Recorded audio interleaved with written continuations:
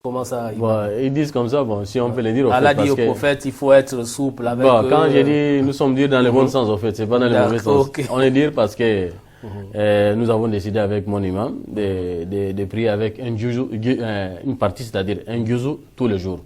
Et si Allah nous donne grâce, on va finir le Coran, Inch'Allah, quand on va finir le mois de Ramadan, le Coran aussi on va finir, Inch'Allah. C'est ça que j'ai dit que nous sommes un peu durs, au fait, par rapport à certains gens qui ne peuvent pas tenir debout, mais malgré tout ça là, une fois qu'ils rentrent, ils vont avoir le courage et ils continuent. Alhamdulillah.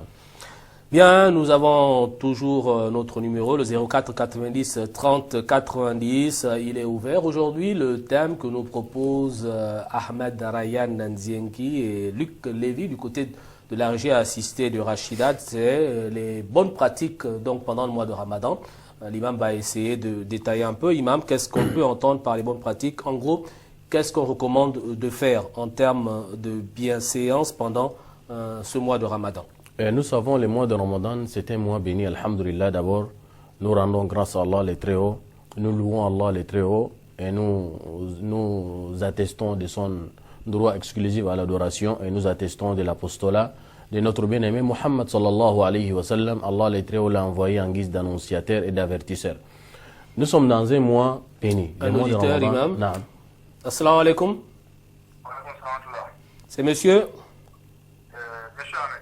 Monsieur Ahmed, votre question? Excusez-moi, moi ma question ne concerne pas le carême. Oui. Allez-y.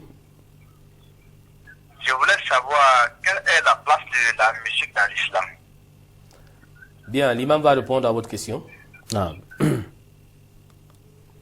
Imam, la place de la il musique. cherche à savoir la musique. La place de la musique. Oui, nous ne conseillons pas la musique dans l'islam. La musique, c'est haram. Un mot. Même s'il y a une divergence entre les savants, d'autres, ils ont essayé d'être un peu faciles, mais la musique, c'est haram. Parce qu'on ne doit pas ouvrir cette porte-là. Il faut chercher de faire les mesures de précaution, en fait.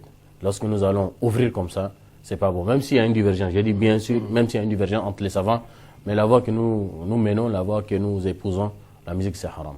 Parce je le comme ça, imam, en disant que, ouais, il y a des auditeurs aussi qui nous appellent en disant qu'on dit que la musique est haram, mais dans nos programmes, Inch'Allah, Allah, qu'est-ce qu'on peut leur dire? Qu'Allah nous donne le discernement, même ici, au niveau de la télé ou bien de la radio Nour, on va essayer de changer à la place de ces musiques-là par des versets coraniques ou bien par des bonnes choses au fait que de faire la musique.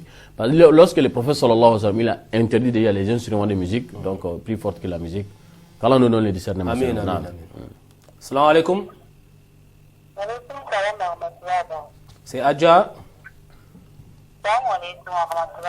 Wa alaikum salam. Votre nom? Madame Aïcha. Madame Aïcha, votre question? Une question un peu intime.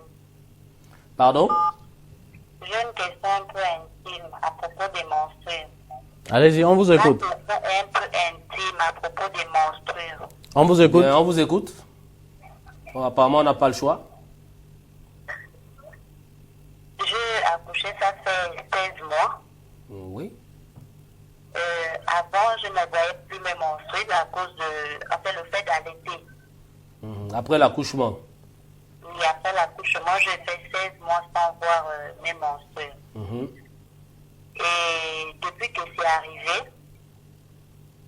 ça peut venir 2 fois dans le mois. Et quand ça vient, ça coule abondamment et ça fait plus de 5 jours. Oui. Et après ça peut faire 2 jours, ça coule, et puis un jour, ça ne coule pas, le jour qui suit, ça coule, et après, ça ne coule pas, donc ça coule. C'est vraiment perturbé. C'est presque en permanence, en fait. Une journée, je ne saigne pas, je fais la grande ablution. Oui. Je fais la grande ablution, et au moment où je veux me mettre à prier, je vois un peu le sang qui coule. Je me sens pas à l'aise, je ne me retrouve pas dans les prières. Comment je vais prier, et depuis le Ramadan aussi, cette période m'est encore arrivée. Je ne sais pas comment, s'il faut que je donne, ou il faut que j'arrête d'abord de saigner, je ne comprends pas. Ok. L'imam va tenter de répondre à votre question. Ok, d'accord. Souvent, les questions comme ça, il faut le temps pour que j'y réponde, même s'il y a quelqu'un qui appelle. Ça n'empêche pas, on va répondre les questions qui sont très importantes comme ça. La femme qui se trouve dans cette situation, on l'appelle, c'est une femme qui a la métorragie, au fait. C'est le sang qui sort, qui vient en permanence. Auparavant, elle avait des jours précis. Quand elle a accouché, bon, le fait d'accouchement et allaiter l'enfant, elle ne saigne pas, c'est-à-dire elle ne voit pas les menstrues. Après 16 mois, elle voit les menstrues revenir, mais c'est en permanence. Selon son intervention, parce que ça vient des fois dans les mois. Mais malheureusement, même si ça vient des fois dans les mois, mais ça ne coupe pas. C'est en permanence, parce que souvent, ça se coupe un peu seulement, mais ça vient. Ça, là, on appelle ça métorragie. Elle a 3 cas. Si elle m'écoute bien, elle n'a qu'à être attentive pour prendre son statut. Elle a 3 cas. Soit c'est une femme qui connaît déjà, avant cette maladie-là, c'est déjà une maladie. Ça, là, on appelle ça une maladie. Métorragie. Donc, avant cette maladie-là, auparavant, avant qu'elle accouche, elle connaît déjà le jour précis, avant. Donc, elle va baser seulement dans ça. De l'arrivée de ces règles. De l'arrivée de ça. Donc, chaque mois, elle va enlever seulement les 5 jours qu'elle connaissait auparavant. Les restes là, elle ne vient pas, elle ne tient pas compte à ça. Après les 5 jours, elle prend les grandes ablutions, elle prie, elle jeûne. Ça, c'est le premier cas. Deuxième cas, si elle ne connaissait pas ces jours habituels, les jours avant, les jours qu'elle a l'habitude de rester, elle ne connaissait pas les jours, elle ne peut pas quantifier les jours. Donc là, elle prend un autre statut. Soit c'est une femme qui connaît faire la différence entre les sangs de menstrues et les autres sangs. Les sangs de menstrues, le prophète nous a dit, il a 3 caractères. Il est noir, il est un peu lourd et il a une odeur. Le 4e caractère que les savants contemporains ils ont dit, lui, c'est un sang qui ne coagule pas. Il ne forme pas, il ne congèle pas. Donc si le sang qui sort répond les mêmes caractères que nous venons de dire tout à l'heure, il est noir, il est un peu lourd, il a l'odeur, il ne coagule pas, donc là, elle considère ça menstrué. Une fois que le sang maintenant prend de l'autre ampleur, prend l'autre couleur, donc c'est fini, elle se lave, elle prie, elle gêne. Ça c'est le 3e cas. Le deuxième cas. Le 3e cas, ça peut arriver qu'elle ne connaissait pas ces jours qu'elle restait auparavant. Elle ne connaît pas aussi faire la différence des caractères de ces sangs-là. Elle a constaté maintenant que le sang sort maintenant en permanence, c'est perturbé, elle ne connaît même pas comment faire. Donc elle va se référer aux autres femmes qui l'entourent. Elle a les voisines, ou bien elle a, je ne sais pas, sa tante, sa maman, sa sœur, les femmes qui sont à côté d'elle, elle va essayer de leur demander, il reste combien de jours dans chaque mois. Si on lui a dit, non, nous on a l'habitude de rester 5 jours, donc elle enlève seulement chaque mois 5 jours, elle considère ça comme menstrué, les restes, elle se lave, elle purifie, elle jeûne, elle va avec le mari. Donc voilà, ça c'est les 3 cas qu'elle doit avoir. Premièrement, avant que cette maladie arrive, elle connaissait déjà auparavant combien de jours qu'elle reste dans chaque mois. C'est dans ça qu'elle base. Elle enlève seulement le jour habituel. Si elle ne connaît pas ça, elle prend la 2e étape, catégorie, c'est-à-dire il faut voir la différence des sangs là, les qualités du sang là. Si elle ne connaît pas ça, maintenant elle va voir le 3e cas. J'espère que la sœur, elle a bien compris ça. Pour terminer, Imam, je voulais toujours enchérir par rapport à la sœur. Elle disait que maintenant, lorsque par exemple elle se lave et pour faire la prière, elle sent encore que le sang encore arrive. Donc ça veut dire que quand ça arrive... Même si ça arrive, elle ne tient pas compte à ça, c'est fini. Elle prie. Elle prie, bien sûr, bien sûr. Elle prie, voilà. bien sûr. Donc, parce que les sangs sont en permanence. Elle porte seulement son couche, elle se purifie bien. Mais seulement ici, chaque prière, elle doit faire les ablutions. Chaque prière, elle doit faire, pas les grandes ablutions, les petites ablutions en fait. Non. Allô? Salam alaikum. C'est madame? C'est madame Aïcha. Oui, votre question? Aïcha. Oui, madame Aïcha, votre question, on vous écoute. Oui, je voulais demander qu'on peut se lire quand on fait le carême. Oui, moi je n'aime pas manger, donc je voulais demander est-ce que je peux seulement boire de l'eau et je fais le carême. Pour au petit matin, à 4 heures? Oui, à 4 heures. L'imam va répondre. Elle n'aime pas manger. Nous avons dit le sahur, le déjeuner du matin là, à 4 heures là, donc ça fait partie de la sunna. En fait, le professeur Sam, il a dit, pour mettre la différence entre notre jeûne et leur jeûne, il faut prendre les déjeuners là. Boire juste l'eau. Il a dit que même, il a dit même, il y a la barakadina. Et donc, de fait que les moindres choses que tu peux faire ici, de prendre 3 dates, si tu ne peux pas, tu prends l'eau et tu as respecté la sunna, ça peut aller. Non. Wa alaykoum salam wa rahmatullah. C'est monsieur? Mohamed. Monsieur Mohamed, votre question. Éloignez-vous de votre télévision, monsieur Mohamed. Ok. Excusez-moi, par exemple, il y a eu le PMI à 30 millions. Oui. PMG. PMG. Est-ce que c'est possible d'envoyer ma mère à la Mecque? Donc, on doit, si vous voulez l'envoyer, on doit d'abord vous donner les félicitations alors. Voilà. Est-ce que c'est possible avec cette l'argent pour envoyer ma mère à la Mecque 1,5 million comme l'Islam m'a commandé? L'imam va répondre à la question. Ok, merci. D'abord, l'argent là, c'est haram. Jouer les tiercés, c'est haram. L'argent là, toi-même, tu manges ça, c'est haram. Tu utilises ça, c'est haram. Toi-même, tu fais les pèlerinages, c'est haram. Allah n'accepte pas parce que le prophète il a dit Inna Allah tayyib, la yaqbalu illa tayyib. Allah il est pur, il n'accepte que ce qui est pur. Mais si tu amènes maintenant ta maman à la Mecque avec, Allah va accepter parce que pourtant maman c'est pas haram. Pourtant maman c'est pas haram. Mais ce jeu là c'est haram. Toi-même tu vas manger l'argent là c'est haram. Tout ce que tu vas faire c'est haram. Wa alaykoum salam wa rahmatullah. Donc le frère a compris, l'argent est haram pour lui, mais s'il envoie sa mère à... C'est permis. C'est Moussa Ibrahim. Non. Oui, monsieur Moussa Ibrahim, votre question. J'ai envie de poser une question là. Oui. Donc, par exemple, maintenant, si quelqu'un il a connu avec une femme, ils sont connus là. Ils sont Est-ce que l'islam a permis qu'ils vont se marier après? C'est ça que j'ai envie de savoir. Il a connu la femme avant. Il a connu la femme et s'est déjà fait les enfants. Est-ce que l'islam a permis qu'ils vont peut-être pouvoir se marier? L'imam va répondre à la question, monsieur Ibrahim. Quelqu'un qui a une copine, voilà. il a une copine, ils ont vécu ensemble, ils ont même des enfants. Est-ce que maintenant, Allah a déjà touché son cœur, il veut prendre le chemin de la repentance, est-ce qu'il peut remarier la femme là? Oui, il n'y a pas l'interdiction qu'on peut dire qu'il ne va pas marier la femme, sauf la voix des Hanabila, ils disent qu'ils ne marient pas la femme, parce que, pourquoi ils ont dit ça? À l'époque du prophète sallallahu alayhi wa sallam, il y avait une femme prostituée, mais après elle a fait la repentance, elle a fait la tauba. L'un des compagnons avait demandé de se marier avec cette femme-là, le prophète l'a interdit. Il a dit c'est une femme qui a une mauvaise réputation en fait. C'est là où Imam Ahmad, il s'est basé dans ça. Il a dit une femme qui a déjà forniqué avec elle, donc tu ne vas pas la marier. Mais la voix de la majorité, et c'est ça qui est bon. Parce que si on va lui fermer la porte, il va continuer dans ce chemin. Tout à fait. Il va continuer avec la femme là. Donc, il est permis de se marier avec la femme là, mais seulement il y a des conduites à suivre au fait.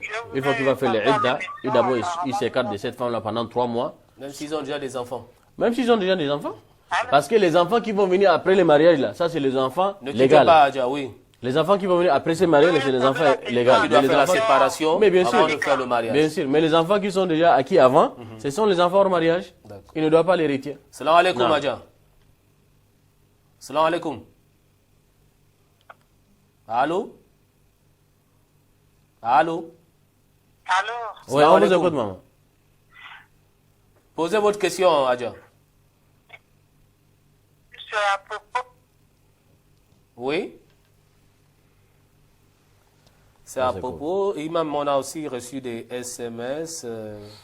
Quelqu'un, voilà, c'est une sœur qui demande, elle vit avec un homme qui ne prie pas, qui ne jeûne pas. Elle jeûne, elle prie. Est-ce que son jeûne et sa prière est valable? De vivre avec quelqu'un qui ne jeûne pas, qui ne prie pas, d'abord, vivre dans quel sens? Ton mari ou bien ton copain? Je crois que c'est concubinage. Si c'est le concubinage, c'est haram. Vous vivez dans la fornication, c'est haram. Et si c'est ton mari aussi, que vous lui avez marié, il a désisté maintenant, il ne prie pas, il ne jeûne pas, il est sorti de l'islam, n'est-ce pas? Normalement. Ouais. Je ne sais pas quelles sont les raisons qui lui ont amené de ne pas jeûner, quelles sont les raisons qui lui ont amené de ne pas prier. Et donc là, automatiquement, il est sorti de l'islam. Et même s'il est votre mari, donc il n'y a pas mariage. Maintenant, toi-même, ton jeûne n'a pas de problème, tu es musulman, tu jeûnes, tu pries, alhamdoulilah, pour toi, c'est halal, c'est permis au fait. Au fait, c'est accepté. Mais seulement l'acte que tu as fait, c'est... Éloignez-vous de votre télévision, monsieur, s'il vous plaît. De vivre avec quelqu'un qui ne vous a... Éloignez-vous de votre télévision, mon frère. J'ai une question là, que je pose là. Oui, posez la question. Mohamed, Oui, monsieur Mohamed, votre question. est-ce que c'est permis ta femme et toi sur le mois de carême, toi l'homme comme son mari pour lui aider et payer comme s'il doit sur le carême là? Tu payes ça comment? Tu jeûnes à sa place ou bien? C'est que je fais le carême comme elle fait le carême là pour nous payer. Tu rembourses à la place de ta femme? Oui.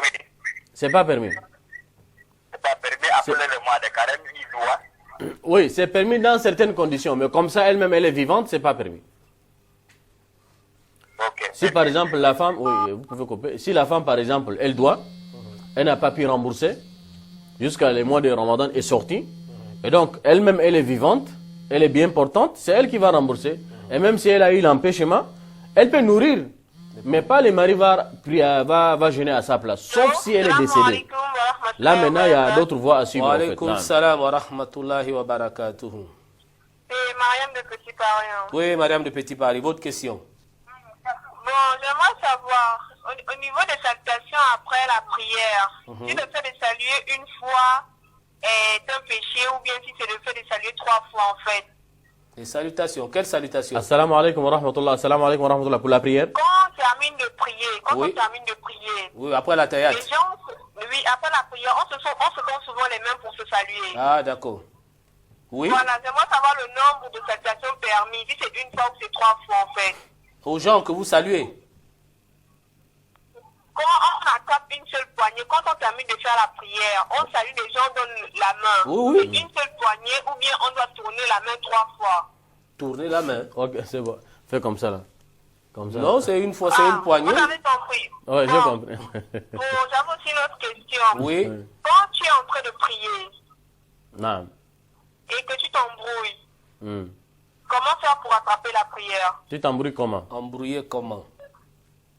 Tu oublies le nombre de rakas. En fait, tu pries, par exemple, tu devais prier 2 rakas, ensuite tu t'assois pour faire la théâtre. Ok, Maintenant, ok, tu te c'est bon. relèves, tu n'as pas fait la théâtre, tu fais directement le 3e raka.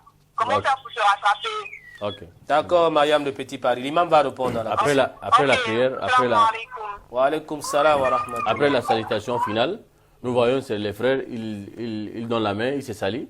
Certains savants, ils ont dit que c'est bida. Certains savants, en fait, ils ont dit que c'est bida. Après la prière, on ne doit pas se saluer comme ça là. Mais je ne vois pas l'interdiction, en fait. L'interdiction. On ne peut pas être... Mais parler de tourner la main. Mais tourner la main comme ça, ou bien ça là, je ne sais pas vraiment. Je ne peux pas me prononcer. Mais c'est pas islamique au fait. Je ne sais pas, ce sont des traditions, quelque chose. On doit seulement donner la main comme ça, on se salue. Mais tourner la main comme ça, et d'autres ils font comme ça, d'autres ils font tout ça là. Alors, elle prie, elle ça n'a- s'embrouille, elle rentre au Elle deuxième, prie, elle troisième s'embrouille. raka. Donc, comme elle a dit, elle a fait des rak'as. Au lieu de s'asseoir pour faire le tahiyya, elle a oublié de se mettre debout directement dans la 3e rak'a. Donc, une fois qu'elle est déjà debout, elle ne revient pas. Si elle est déjà debout, elle ne revient pas. Elle continue. Elle laisse tomber cette tahiyya là qu'elle n'a pas fait. Elle continue. Si elle est déjà debout. Elle continue. À la fin de sa prière, elle va amener des sujoud. Elle fait salam. Ça, on appelle ça ba'diyya. Bahda salam. Oui, maintenant, si elle voulait se mettre debout, mais elle n'est pas encore debout complètement, elle s'est rappelée, donc elle va retourner, elle amène le tahiyya. Et à la fin de la prière, il n'y a rien à amener. Il y a rien à mener. Ça, c'est dans le cas où elle a oublié les premières tahiyya. Maintenant, si dans le cas où elle a oublié complètement une rak'a, elle a prié, mais elle ne sait pas le nombre de rak'a qu'elle a prié. Je ne sais pas, 2 ou 3 ou 4. Elle prie par exemple le dhuhr qui est 4 rak'a. Elle est dans la 3e rak'a. Mais elle ne sait pas, est-ce que 3e ou 2e. Donc là, elle va baser 2e. Elle va mettre la certitude sur la 2e rak'a. La rak'a dans laquelle elle est, elle va considérer sa 2e. Elle amène une 3e, elle amène 4e, elle fait salam. Elle fait encore des sujoud pour cette nation de Qabliya, elle fait un salam naam. C'est comme ça qu'on répare les erreurs dans la prière. Salam alaikum. Wa alaykum salam. C'est monsieur? Wa alaykum salam. Alaykoum salam. C'est monsieur? C'est monsieur Sekou. Monsieur Sekou, éloignez-vous de votre télévision, monsieur Sekou, s'il vous plaît. Ok. Éloignez-vous de la télévision. Ce que j'aimerais savoir, Oui? si par exemple tu as la toilette dans ta douche. Mhm. Bon, maintenant, est-ce que c'est permis de faire l'ablution dans la douche, comment on dirait, dans la toilette? Voilà, où il y a les toilettes Non. et la douche, voilà. Non. Voilà. D'accord, l'imam va répondre à la question. Ok. C'est permis, par exemple, quelqu'un il a une chambre, la chambre elle est occupée, elle a la douche dedans, il peut faire les ablutions dedans. Et même si la douche n'est pas dans la chambre, même si la douche elle est dehors, on peut faire les ablutions dedans, c'est pas interdit. Non. C'est là où il y a les toilettes en même temps aussi. Oui, on peut faire les ablutions, c'est pas interdit. Non. Salam alaikum. Wa alaykum salam wa rahmatullah wa barakatuh. C'est monsieur? Les parents Ayuba, quoi d'acteur? Oui, votre question? Je voulais demander les musulmans que je les permis là. Oui. Vous avez dit que si la personne a envoyé sa mère à la Mecque, ça permet, mais l'argent de TMG c'est haram. Oui, oui. Bon, la deuxième question, les gens qui vivent avec les femmes non musulmanes, Oui. sans faire des mariages, mais eux vivent ensemble. Mhm. Dans 7 mois de carême, mais eux continuent de faire les carèmes. C'est ça que je voudrais savoir. Est-ce que leur carême c'est comment? Ils ont fait le mariage. Ils n'ont pas Quelqu'un fait. qui vit avec une femme non Non musulmane, musulman, oui. sans mariage. Sans mariage. Oui. Oui, mais eux vivent ensemble. Mhm. Voilà. La première question, c'est pour les TMG là. Les musulmans qui vivent les TMG. Il y a L'imam- aucun musulman qui ne savait pas que le TMG est haram, mais eux vivent toujours. Maintenant, celui qui a posé les questions tout à l'heure, Mohamed, qui a envoyé ta mère à la Mecque, Mhm. est-ce que ça permet ou non? Oui, l'imam a déjà répondu que... C'est haram. Donc, tu fais ça forcément pour envoyer ta mère à la Mecque avec l'argent de haram. Ouais. Ok, c'est bon. L'imam va répondre. Ok, merci. Je préfère d'abord dire c'est la deuxième. La deuxième, là, c'est quoi? La deuxième, Pour les musulmans qui prennent les femmes non musulmanes, voilà, et puis, concubinage, il vit avec elles. est-ce que son jeune... Est-ce que son jeûne, ça n'a rien à voir avec le jeûne. Le jeûne est valable, alhamdoulilah, Allah va accepter, mais seulement il vit dans les péchés. Et ces péchés-là, peut-être pas amener même à faire en sorte que les récompenses de son jeûne peuvent réduire même. Tout à fait. Mais le jeûne lui-même, il est valable, mais les récompenses peuvent être réduites. Non. Allô?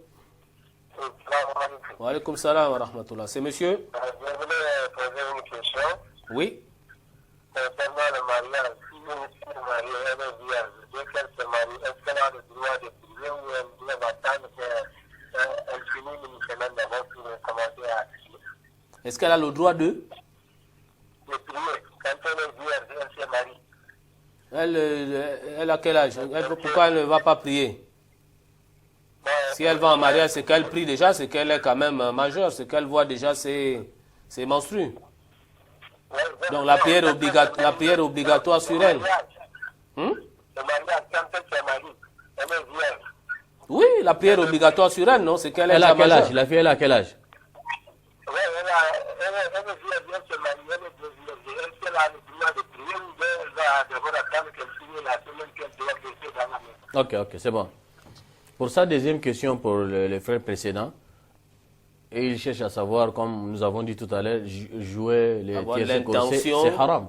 Oui, Jouer les il tierces disait aussi, c'est-à-dire que avoir l'intention de jouer au PMG pour avoir de l'argent pour envoyer sa maman à la C'est haram, tout ça là c'est haram. Jouer dès le départ, c'est haram de jouer ça. Normalement, voilà. Mais maintenant, si c'est arrivé que la personne a joué cet argent là, c'est haram. Même s'il le bouffe, c'est haram. Il l'utilise, c'est haram. Mais s'il a utilisé ça sur une autre personne, pour cette personne là, c'est halal. Pour cette personne là, c'est halal. Il cherche à savoir pourquoi. Je vais me référer ici par la voix de Omar ibn al-Khattab. Lorsqu'Omar il avait envoyé les collecteurs de la zakat, les collecteurs qui vont aller collecter les impôts, quand ils sont arrivés chez un non-musulman, ou bien chez les musulmans qui sont un peu pervers, ils exercent dans le mauvais sens, dans les mauvais commerces, ils vendent de l'alcool. L'alcool c'est haram. Mais ils ont refusé de donner les liquidités. Ils ont pris de l'alcool, ils ont remis ça aux collecteurs. Et les collecteurs, ils ont pris la quantité de l'alcool et ils ont amené ça chez Amir al-Mouminin, Omar ibn al-Khattab. Il a dit, subhanallah, n'est-ce pas, l'alcool c'est haram. Il a dit, laisse-les, eux-mêmes ils vont vendre, et l'argent là c'est halal pour nous. Donc par ça là, la matière là c'est que tu fais là c'est haram. Mais maintenant la personne qui va utiliser maintenant l'argent là, il est innocent, il n'a rien à voir, mais c'est toi qui vas prendre les fardons. Non. J'espère que le frère a compris. Et on avait une question, est-ce qu'on a répondu? On prend d'abord ça. Celui de... Allô? Allô, salam. Wa alaykoum salam wa rahmatullah. C'est Madame Aïcha. Non. Oui, Madame Aïcha. J'ai une question. Je souffre de l'ulcère gastrique au stade 2. De lit? Le médecin m'avait demandé de ne pas rester souvent à jeun parce que ça me brûle à l'intérieur et ça pique. Mais je tiens vraiment à jeûner et souvent je jeûne. Mais lorsque ça me fait très mal et que je n'arrive plus à supporter, j'interromps le jeûne. Ok. Et une fois j'ai écouté, vous avez dit la personne qui interrompt le jeûne de façon volontaire, c'est comme quelqu'un qui avait commis... C'est quelqu'un qui a commis Acte un d'abomination. Non. Madame Aïcha, l'imam va répondre à votre On a question. compris Déjà, ça. vous êtes malade au départ. L'imam va répondre à votre question. Oui, imam. Donc, pour la deuxième personne, il a dit, il a une fille qui va déjà au mariage.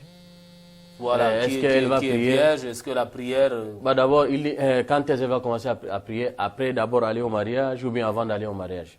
Le mariage avec la prière n'a pas de lien. N'est-ce pas? Donc, une fois que la femme va au mariage, nous savons qu'elle est déjà adulte. Elle est déjà pubère. Voilà. Elle est déjà pubère. Donc, la femme, s'il cherche à savoir à quel âge que la femme peut avoir la puberté, donc ça varie. L'âge minimum pour une femme qui peut atteindre l'âge de la puberté, à partir de 9 ans. À partir de 9 ans, une fois qu'elle voit déjà son menstru, donc elle est déjà pubère. Et il est probable que certaines filles, à partir de 9 ans, elles voient déjà les menstrues. Une fois qu'elle voit déjà les menstrues, à 9 ans, elle est déjà pubère. Mais sinon, ça va au-delà jusqu'à de 12, 13, 14 ans. Mais une fois qu'elle a déjà les menstrues, donc elle est déjà pubère, elle est allée au mariage, ou sans aller au mariage, la prière est déjà automatiquement obligatoire sur elle, elle va prier. Le prophète recommande même déjà à 7 ans de demander aux enfants à 7 ans, il faut déjà leur enseigner. 10 ans, il faut les corriger. Non. Donc, ne posez pas la question, soi-disant, il faut après le mariage, d'abord, elle va commencer à prier. Non. Une fois qu'elle est déjà pubère, elle va prier. Une soeur nous a envoyé un SMS. Est-ce que le taraoui est obligatoire pour la femme ou pour une femme? C'est obligatoire. Bon, on ne va pas dire obligatoire, on va dire que c'est un acte facultatif. Pour avoir beaucoup plus de c'est un acte facultatif, un acte sunna de notre prophète sallallahu alayhi wa sallam, pareil pour les hommes que les femmes. Non. Allô, salam alaikum. Wa alaikum salam.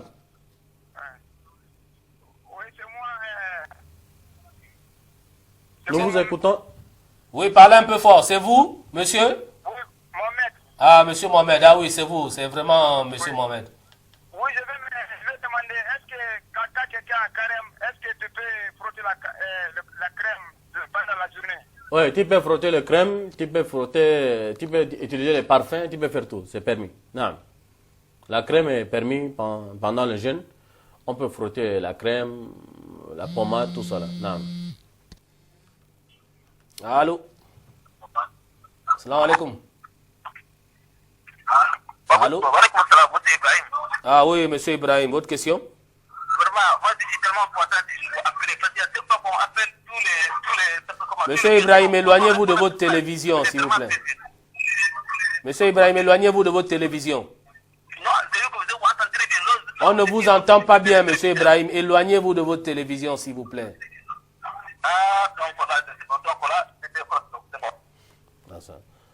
Donc ici, la sœur, elle demande, est-ce que le tarawih c'est permis pour une femme? C'est oui, permis pour une femme, de même que pour les hommes pareils. Non.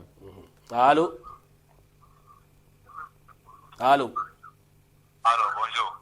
Bonjour, salam alaikum. Wa alaikum salam wa rahmatullah. C'est monsieur? Oui, c'est Aboubakar. Monsieur Aboubakar, votre question? Oui, je voulais demander, en fait, la nuit, là, on finit à manger à quelle heure? 4 heures, combien? Je n'ai pas l'heure fixe.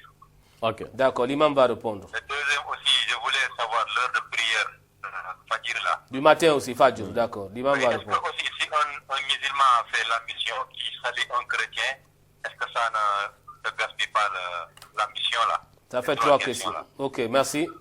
Premièrement, il demande. Imam, oui, premièrement, c'est, voilà, je vous disais avant même l'émission qu'il y a un calendrier qui a été offert aux musulmans par le groupe Gabon Télécom. Alhamdoulilah, on remercie ces frères qui ont pensé à nous.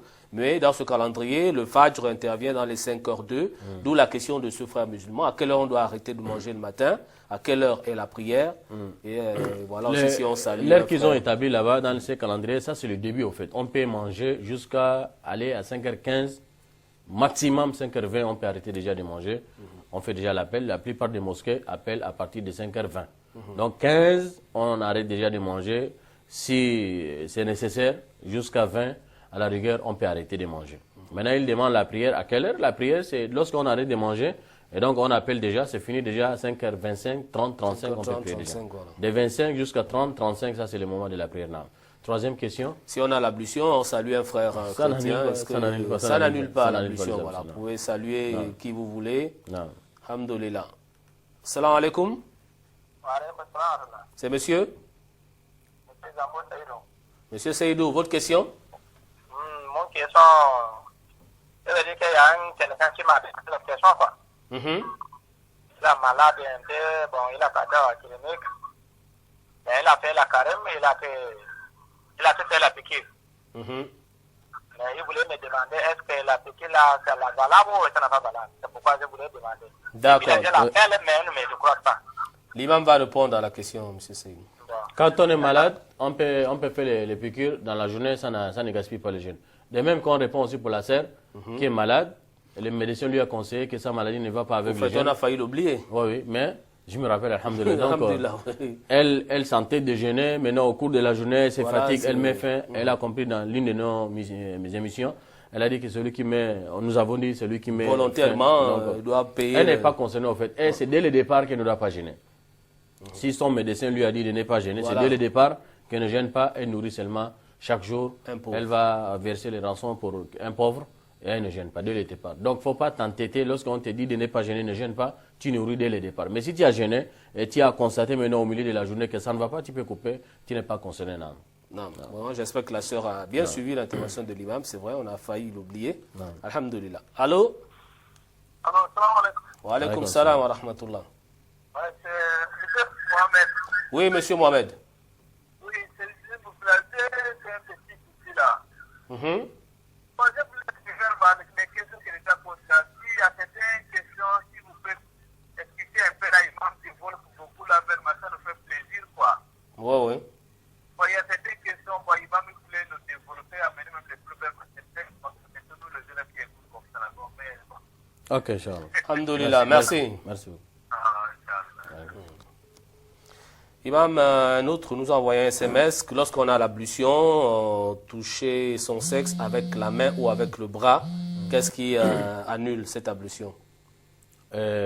Si vous avez fini de faire les ablutions, vous avez touché le sexe avec la paume. La paume de la main. Donc, la voie que moi-même j'épouse, les ablutions sont annulées. Si c'est volontaire. Mais si c'est involontaire, ce n'est pas annulé. Mais si vous l'avez touché par le dos ou bien par les... Non, ça n'annule pas. Accidentellement. Non, ça n'annule pas. D'accord.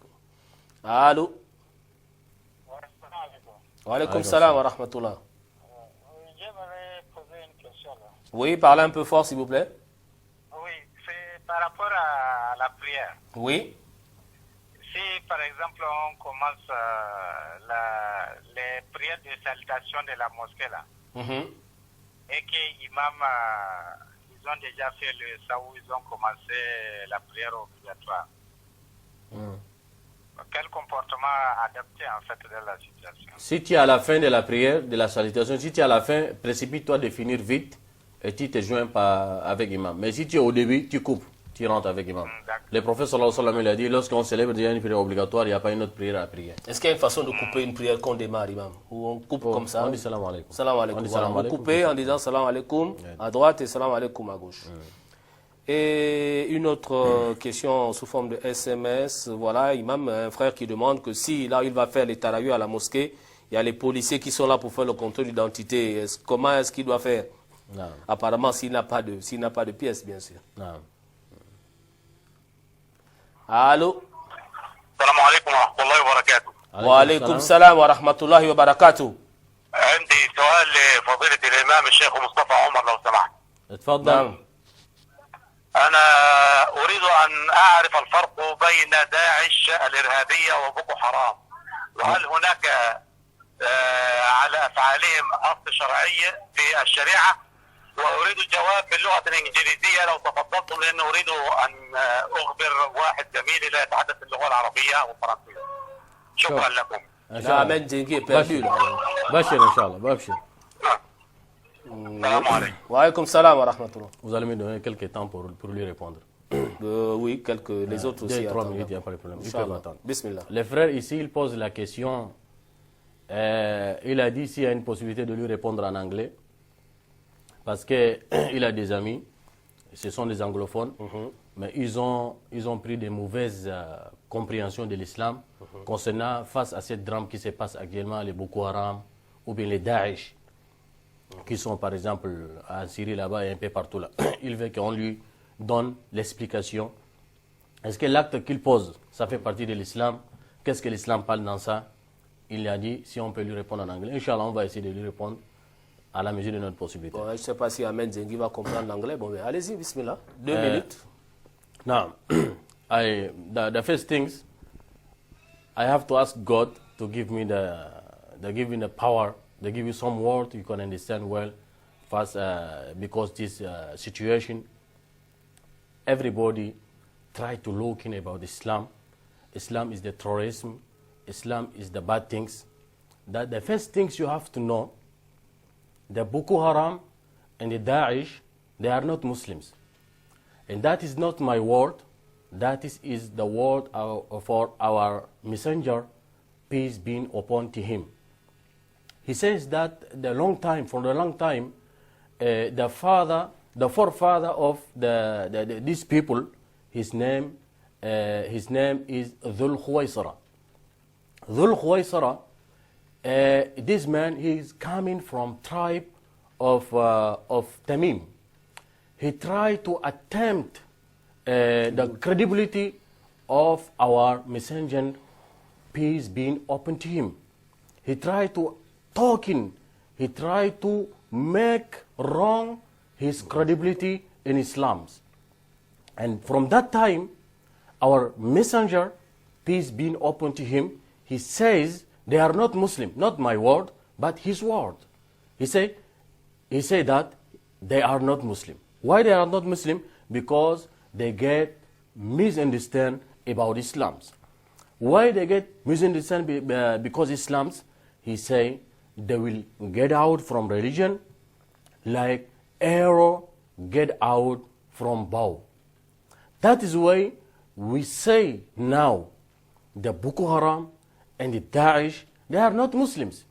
If you try to look how possible you can understand someone, he killed the innocent people, especially he start from Muslim people.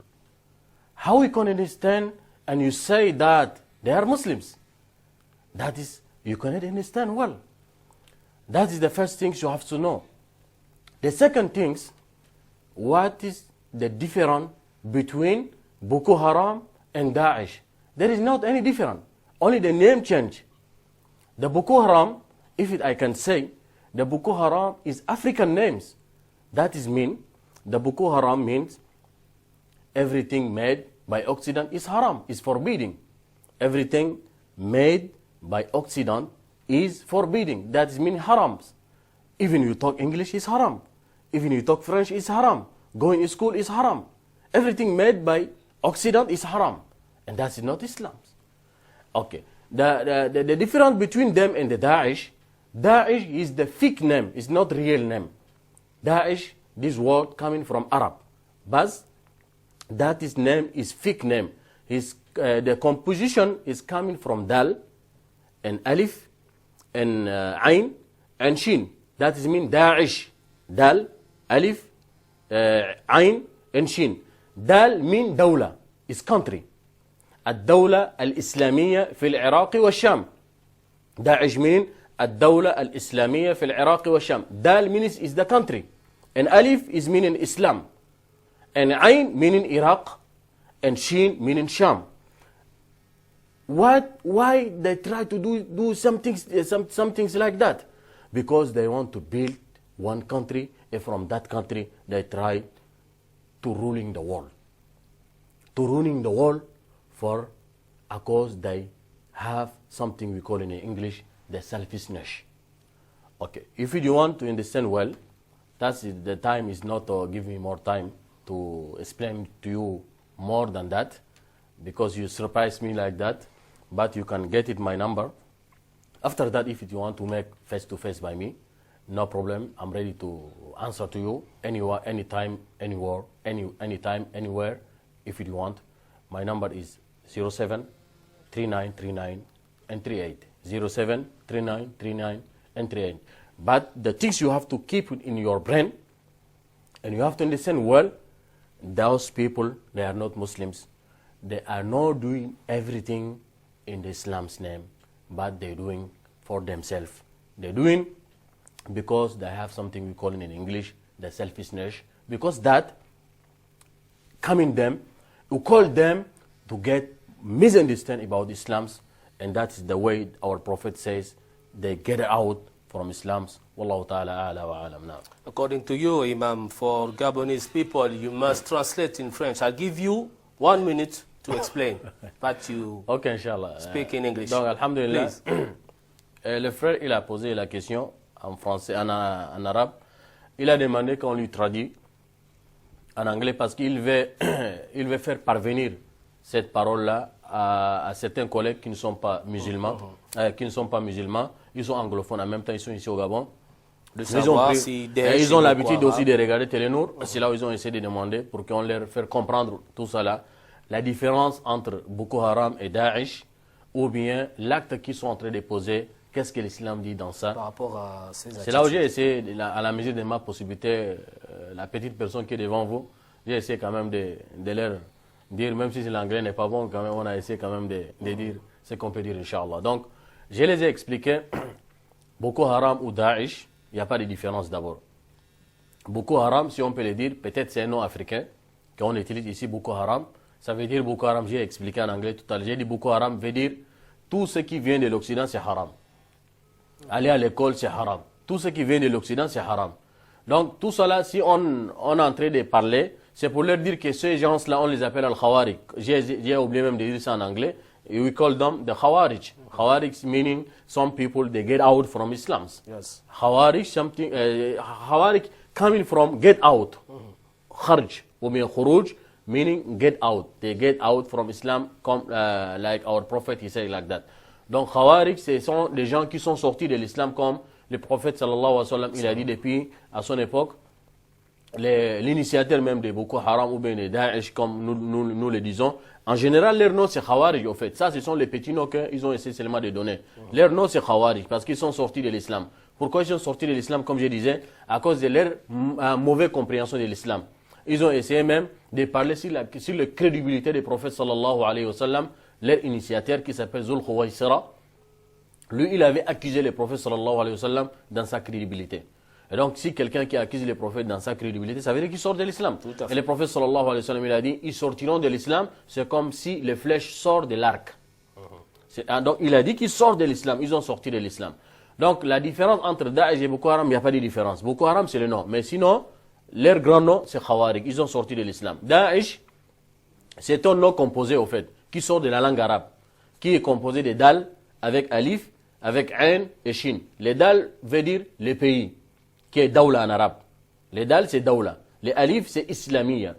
Les ain, c'est Irak. Et les shin, c'est Sham.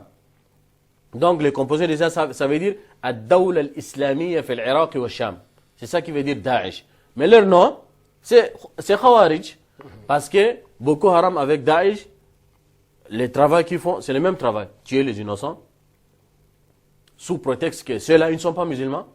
Excepté qu'eux, ils ont compris l'islam à cause de leur mauvaise compréhension de l'islam. C'est là où j'essaie de lui faire comprendre l'acte qu'il pose, ça n'a rien à voir avec l'islam. L'islam n'a rien à voir. L'islam, c'est l'indulgence. L'islam, c'est le pardon. L'islam, c'est l'acceptation de l'autre malgré avec ses différences. C'est ça qu'est l'islam.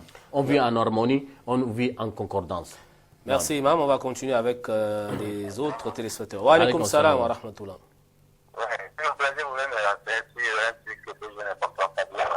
Oui, c'est monsieur? C'est monsieur Hadarou. Oui, votre question?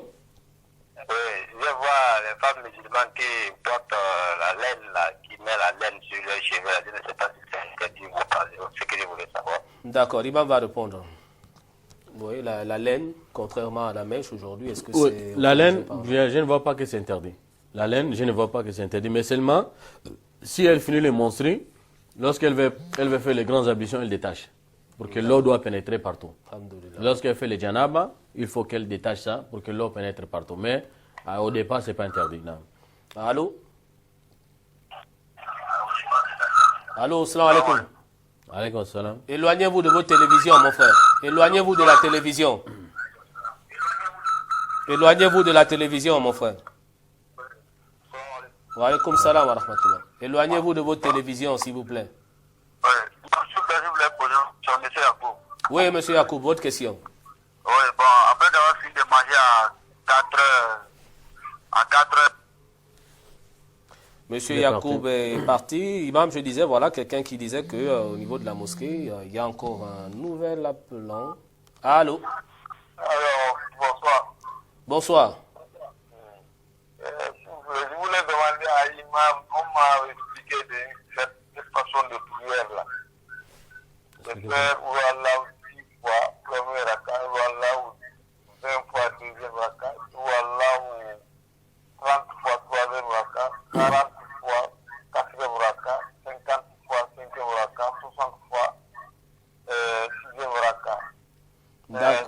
D'accord, etc., etc. L'imam va répondre à la question, mon frère.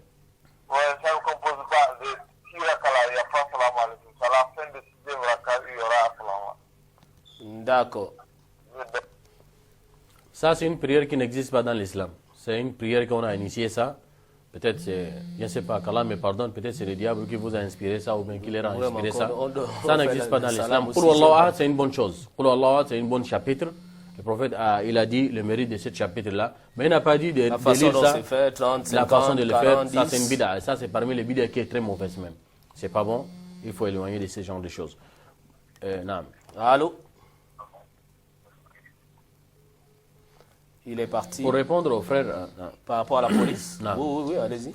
Pour répondre aux frères par rapport à la police, il veut venir à la mosquée prier le tarawih, mais la police est partout, le contrôle partout. Donc d'abord, si Allah t'a facilité, il faut être en règle, c'est ce qui est bon.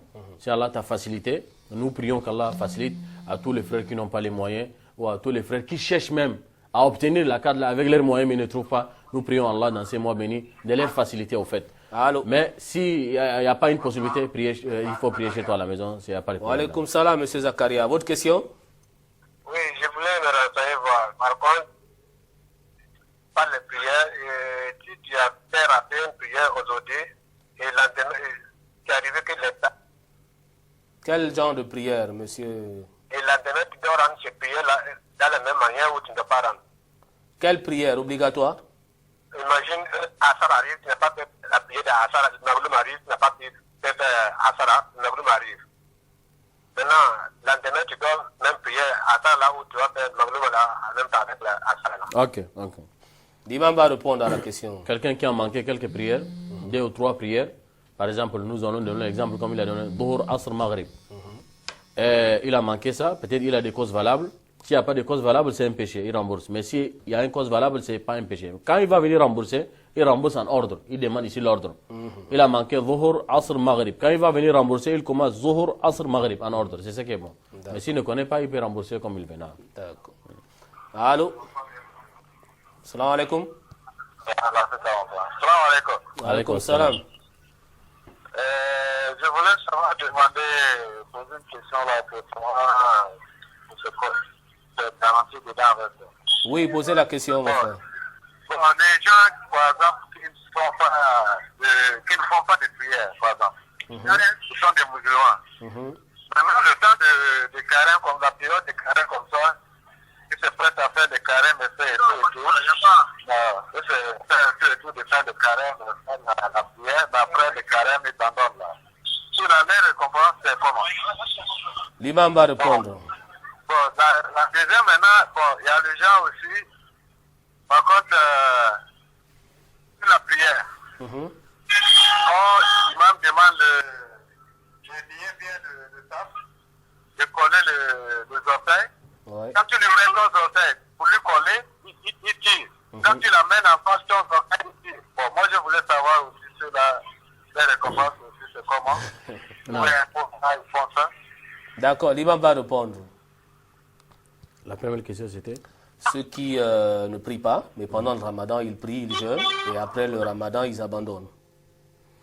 Nous prions Allah de les maintenir. Amin. Dans le mois de ramadan, lorsqu'ils sont venus maintenant, pris le chemin de la repentance, peut-être Allah a touché leur cœur, comme il a dit dans le verset là, peut-être la crainte commence déjà. Ils demandent leur récompense. Oui, ils peuvent avoir leur récompense. Mais seulement après le mois de ramadan, nous prions qu'ils ne laissent pas. Nous prions qu'ils ne laissent pas.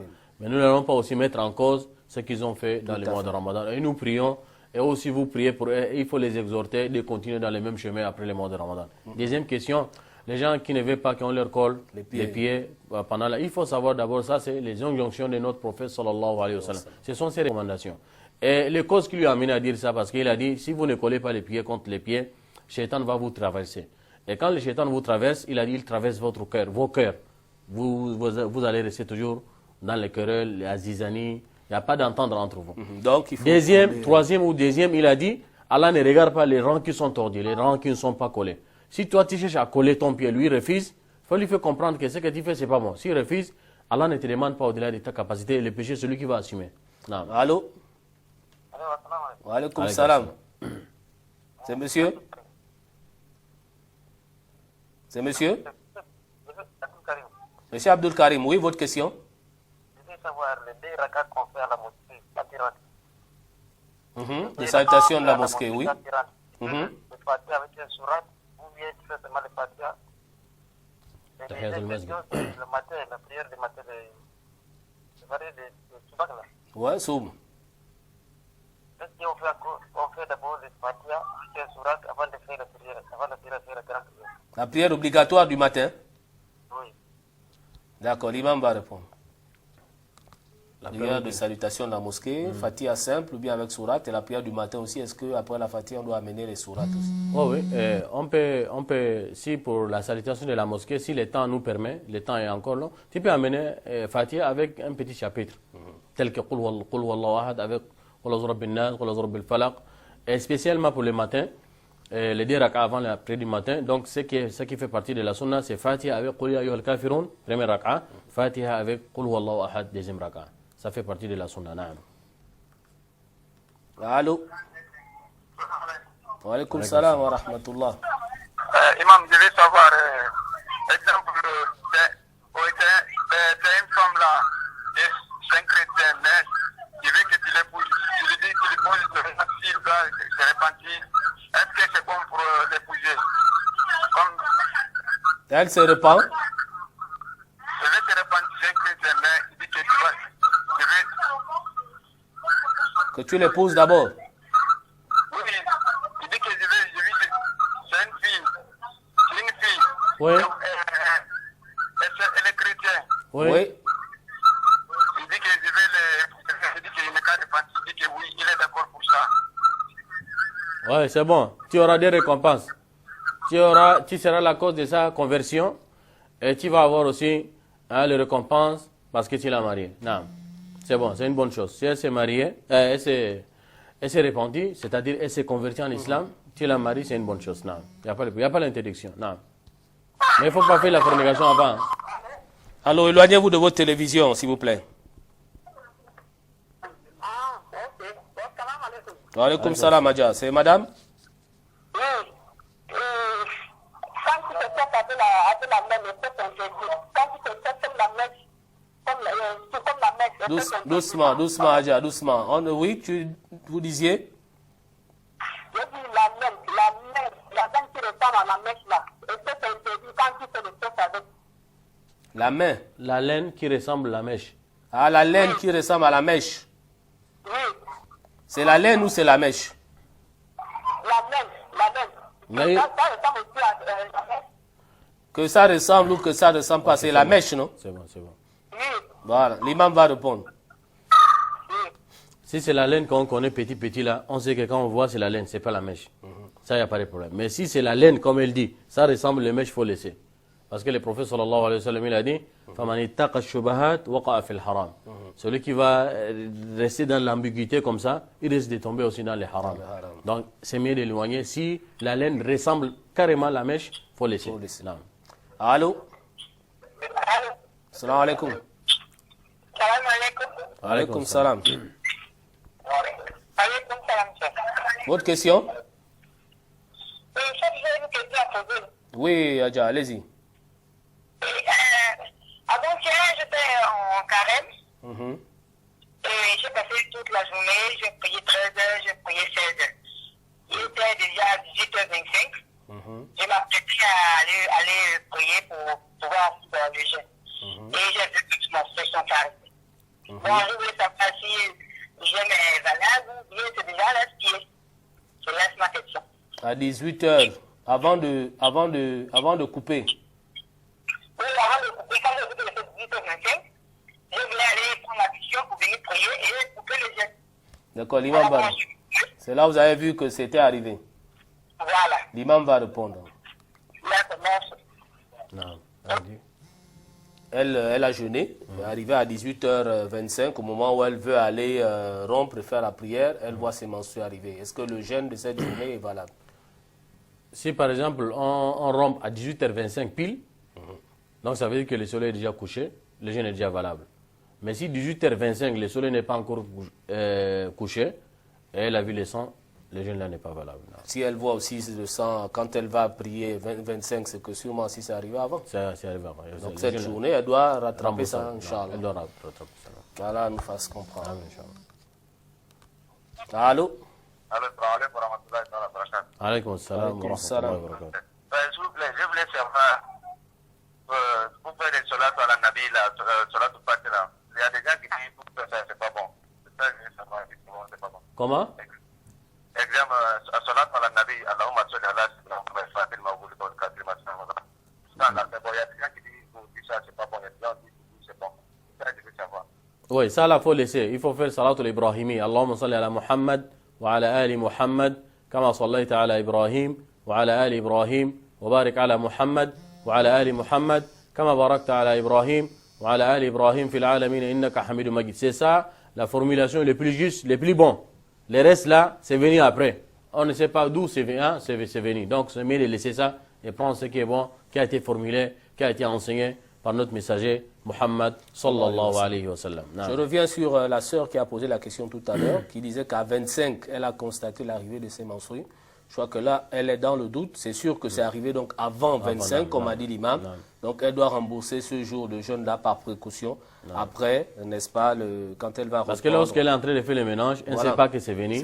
Dès qu'elle est entrée maintenant pour faire les ablutions, elle a constaté qu'elle est sans. Donc, ça veut dire que c'est venu elle avait fait l'ablution et la prière à 25, et que maintenant, après la prière, elle est sûre de constater que c'est arrivé, oui, là, je crois que c'est valable. Mais si c'est avant, elle doit rembourser ce jour de jeûne. Non.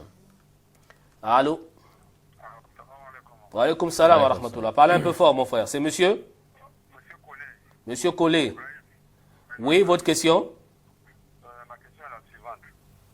Bon, quand nous faisons la prière, on constate qu'après le deuxième raka, quand on fait le tashaoud, on se met debout, il y a des gens qui font le takbir, les grands massis, avant de se lever le takbir. Bon, je voulais savoir qu'en est-il en islam. Je ne vous ai pas bien entendu, monsieur. Je disais que quand on fait les deux premiers rakas, oui, on s'assoit, on fait le tashaoud. Oui. Bon, avant de se mettre debout, il y en a qui restent assis, ils font le takbir. Ils lèvent les deux mains à l'Akbar avant de se mettre debout. D'accord. Wa alaykoum salam wa rahmatullah. Je cherche à savoir quand on fait. On prie. Quand on doit prier des rakas, on s'assoit, on fait tahiyya, après on se lève, on continue la prière.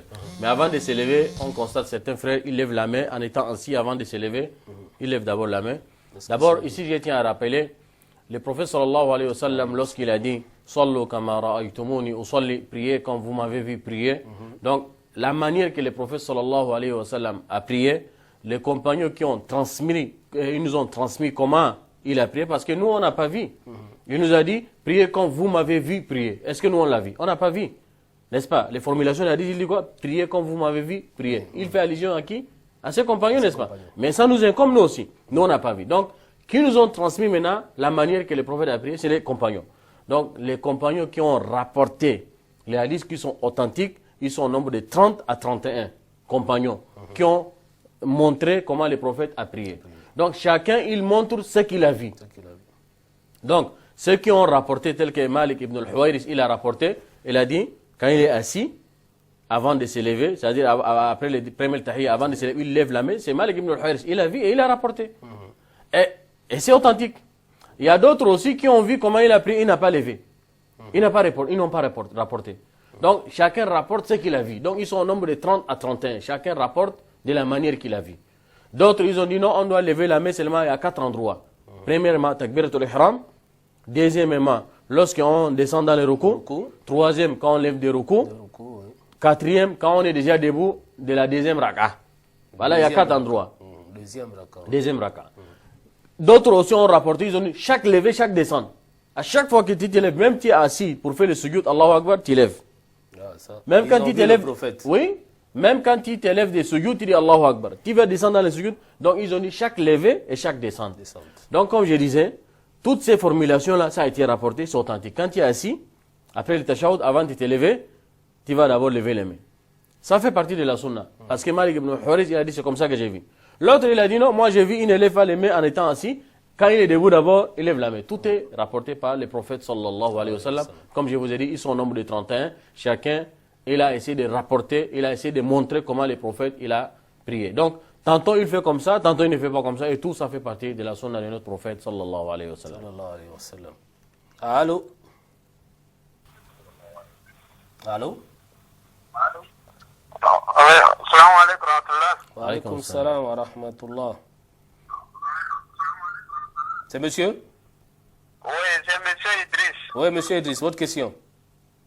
Oui, je voulais chercher à savoir, dans certains mosquées, vous allez voir certains fidèles, bon, d'autres lisent le Coran à haute voix, d'autres le lisent à voix basse. Bon, je voulais savoir ce qui est plus méritoire. D'accord.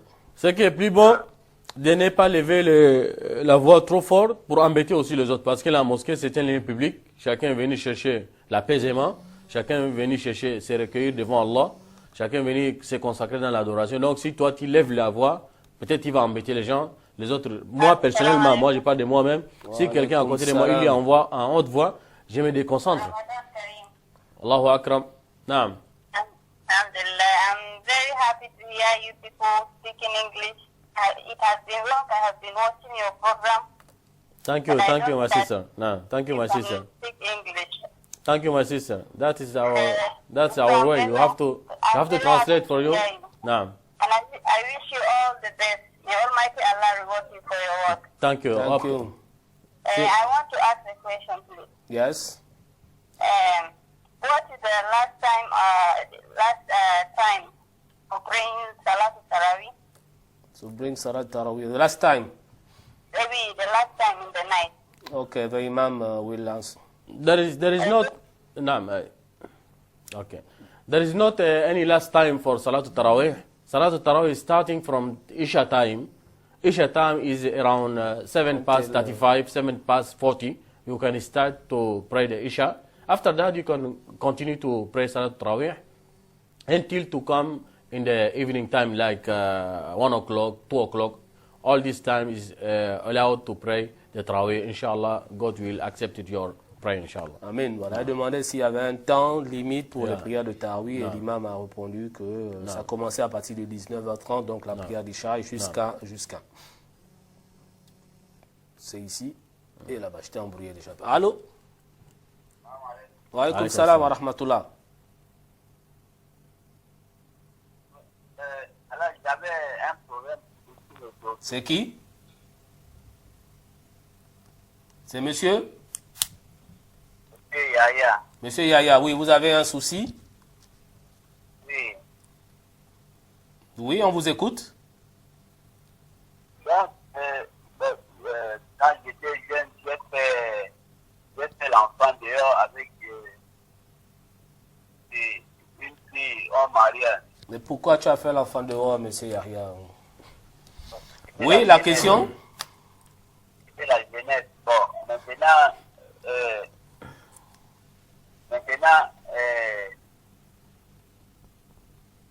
je ne sais pas comment faire, vu que les enfants ne sont pas avec moi. Je ne peux pas être à la tête de ces enfants. Bon, je ne sais pas comment faire. Il y en a combien? Deux enfants. Vous voulez les récupérer maintenant? Je veux les récupérer, mais il n'y a pas moyen. Parce que je voulais les expliquer à l'islam. Ils ont les noms musulmans, mais la belle famille ne peut pas me donner les enfants. Bon, l'imam va essayer de, je ne sais pas, peut-être vous donner un conseil, je ne sais pas. Ou bien... Il y a les gens qui me disent que je veux forcément aller en enfer parce que je n'ai pas initié ces enfants à l'islam. Non, je ne crois pas. Si vous avez fait le nécessaire, voilà. L'imam va vous donner une réponse. Hein? Qu'Allah vous facilite, mon frère. L'imam va vous donner une réponse, monsieur Yaya. Oui, imam. Voilà. Ce sont des situations qui font très douloureuses, ça fait mal. Bon, il veut récupérer les enfants, mais bon, la belle famille s'oppose. Il a beaucoup regretté. Et malheureusement aussi, les gens lui disent que voilà, il va... Et je sens qu'il a beaucoup regretté même. Vraiment, je sens beaucoup qu'il a beaucoup. Inch'Allah, ça va faire pour lui d'abord, c'est un grand tauba.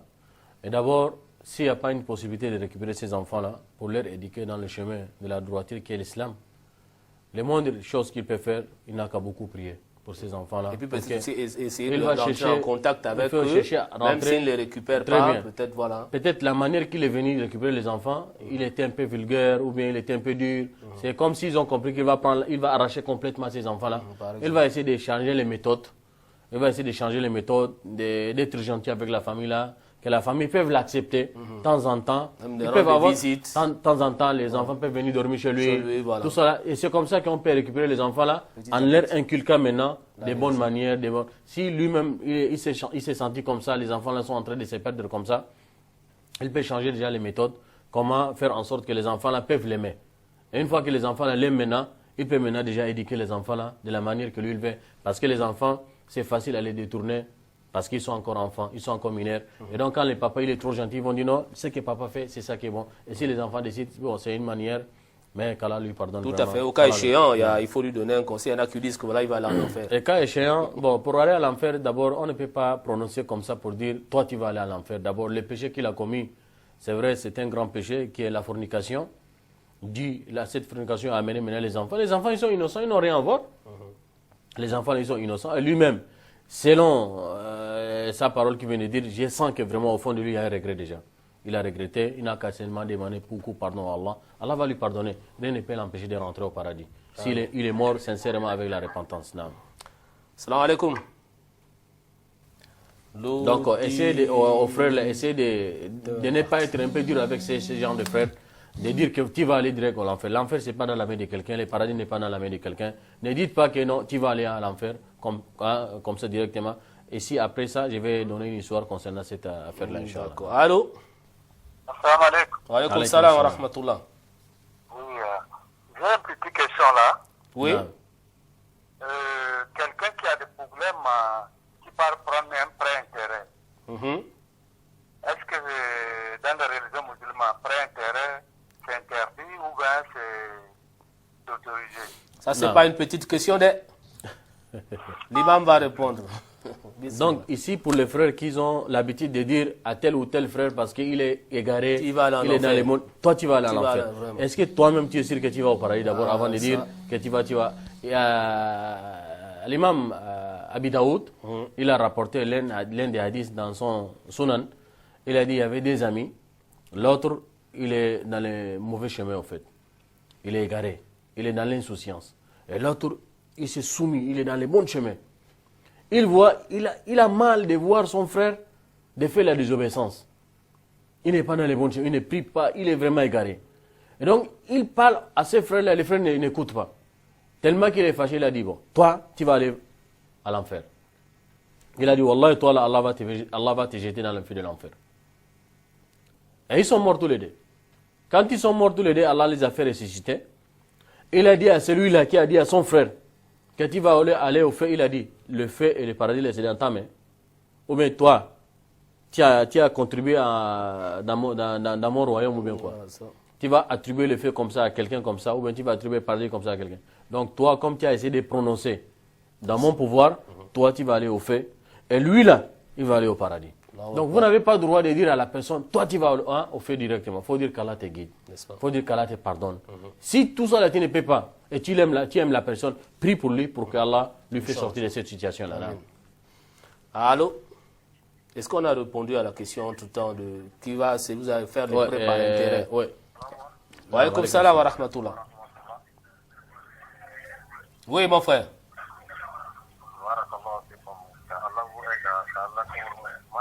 Amin, amin. Oui. Essayez de lever un peu la voix pour que... Essayez de parler un peu fort et vous éloigner du téléviseur, s'il vous plaît. Allô? Éloignez-vous du téléviseur et parlez un peu fort, s'il vous plaît. Oui, la question? Oui. Oui. Il y a un enfant, on met l'enfant devant pour prier avec les gens. Oui. Un enfant de 10 ans, au lieu qu'il y a des gens qui ont mobilisé le courant, ils ont des regrets. Beaucoup de gens.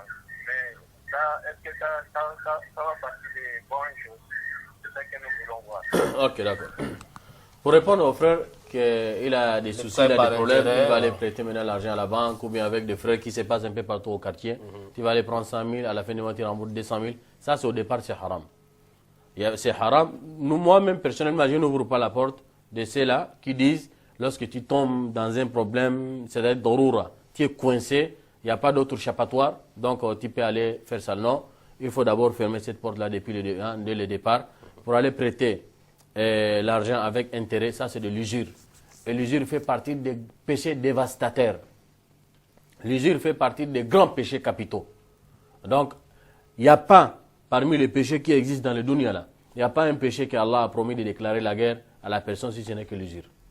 Donc l'usure, lorsque tu prends l'usure, Allah t'a déclaré la guerre. Il a dit, Ya ayyuhalladhina amanu, ittaqullaha wa dharu ma baqiya min ar-riba, fa in lam taf'alu, fa'adhanu biharbin min Allahi wa rasuli. Oh vous là, ou bien, oh vous les croyants, vous qui travaillez en faisant la transaction commerciale sur la base de l'usure, il a dit, arrêtez à partir de cet instant-là, à partir de cet instant-là que le verset là vous est lu, il a dit, cessez. Mais si vous refusez, il a dit, sachez que Allah et son messager vont vous déclarer la guerre. La guerre d'Allah, si vous êtes prêt à supporter, vous êtes prêt à affronter Allah, donc travaillez dans le chemin là. Et sinon, l'usure, ça fait partie des péchés dévastateurs. Il n'y a pas de possibilité qui nous amène à dire d'aller prendre l'intérêt usure parce qu'il vient de dire, et d'autres aussi disent, parce que moi, j'ai des problèmes, je n'arrive pas à m'en sortir, il faut prendre. C'est quel genre de problème? Quel genre de problème? Parce que lorsque nous allons dire ad-darura tabiha al-mahdhura, c'est-à-dire les difficultés peuvent nous amener à aller tomber dans ce genre de choses, mais c'est quelle difficulté que tu traverses? Quelqu'un qui va prendre le crédit pour aller construire la maison, alors qu'il a d'abord une maison, là où il habite, il n'est pas coincé, il n'a pas de problème, mais il veut seulement prendre le crédit pour améliorer la situation, il prend le crédit pour faire avancer les activités. Non, ça c'est pas une nécessité. La nécessité, c'est-à-dire si la personne, il n'a pas quoi manger, et là, il va mourir. Là, c'est là où on va lui demander maintenant. Là, maintenant, toutes les portes sont fermées et il n'y a pas d'autre échappatoire. Et là, on va dire que non, tu vas prendre ce qui peut seulement te donner la vie. Comme quelqu'un qui se retrouve en brousse, il a la faim, et voilà la mort est là. Et voilà maintenant l'animal qui est mort qui est là, le cochon ou bien les animaux qui nous sont interdits. Et s'il n'a pas mangé, il va mourir. Donc là, on va lui dire maintenant, mange ce qui peut te retenir de ne pas mourir. Mais est-ce que tu te trouves dans cette situation-là? Tu es en ville, tu manges, tu dors, tu travailles. Même s'il y a des difficultés, il faut chercher les autres moyens pour outrepasser le problème, mais pas aller à chercher à arranger la situation avec la désobéissance. L'autre question, imam, laissez passer un petit, je crois qu'il maîtrise le Coran. Oui, laissez passer un petit qui maîtrise le Coran. Ici, le prophète sallallahu alayhi wa sallam, il a dit, Ya ummul qawm aqra'uhum li kitabillah. Et spécialement si, par exemple, après le tarawih, si le petit de 10 ans, 12 ans, 13 ans, lui, il a la maîtrise plus que les autres qui sont derrière lui, c'est permis. Ouais. Parce que je me rappelle très bien, il y avait un groupe des Arabes qui sont venus se convertir chez le prophète sallallahu alayhi wa sallam. Et parmi eux, il y avait un enfant. Il a été converti avant eux. Il était un enfant. Et donc, lorsqu'ils sont convertis, et l'enfant, il était encore mineur. Il n'a même pas l'âge de la puberté. Et donc, le prophète l'a ordonné d'aller diriger la prière à ceux-là, parce qu'il maîtrise mieux qu'eux. Et ici, il a dit, Ya ummul qawm aqra'uhum li kitabillah. Donc, si les petits maîtrisent mieux que les autres, donc lui, il peut diriger, et surtout, si c'est avec le consentement des imams. Si c'est avec leur consentement, tout le monde est d'accord que les petits maîtrisent, il peut diriger la prière. Mais ici, à Libreville, par exemple, chaque mosquée, nous avons un imam principal, n'est-ce pas? Si l'imam lui-même, il a accepté que les petits passent devant pour diriger, il n'y a pas de problème, c'est permis. Mais s'il y a des grands qui sont là, et ils ont la même maîtrise que lui, donc c'est mieux que les grands passent. Non. Au passage, aussi une grande mosquée au Maroc, hein, pendant les tarawih également, c'est un petit de 7 ans, Hafizul Coran. Même moi, j'ai vu en Arabie Saoudite. Devant pour diriger la Même moi, j'ai vu en Arabie Saoudite, la mosquée Beladine, là, à côté de Haram, là. Un enfant de 10 ans, il dirige la prière, alors que les canaux qui sont là derrière lui. N'est-ce pas? Salam alaikum wa rahmatullah. Wa alaikum salam. C'est monsieur? C'est monsieur Issa. Oui, votre question? Monsieur Mustafa, how are you? I'm fine. And you?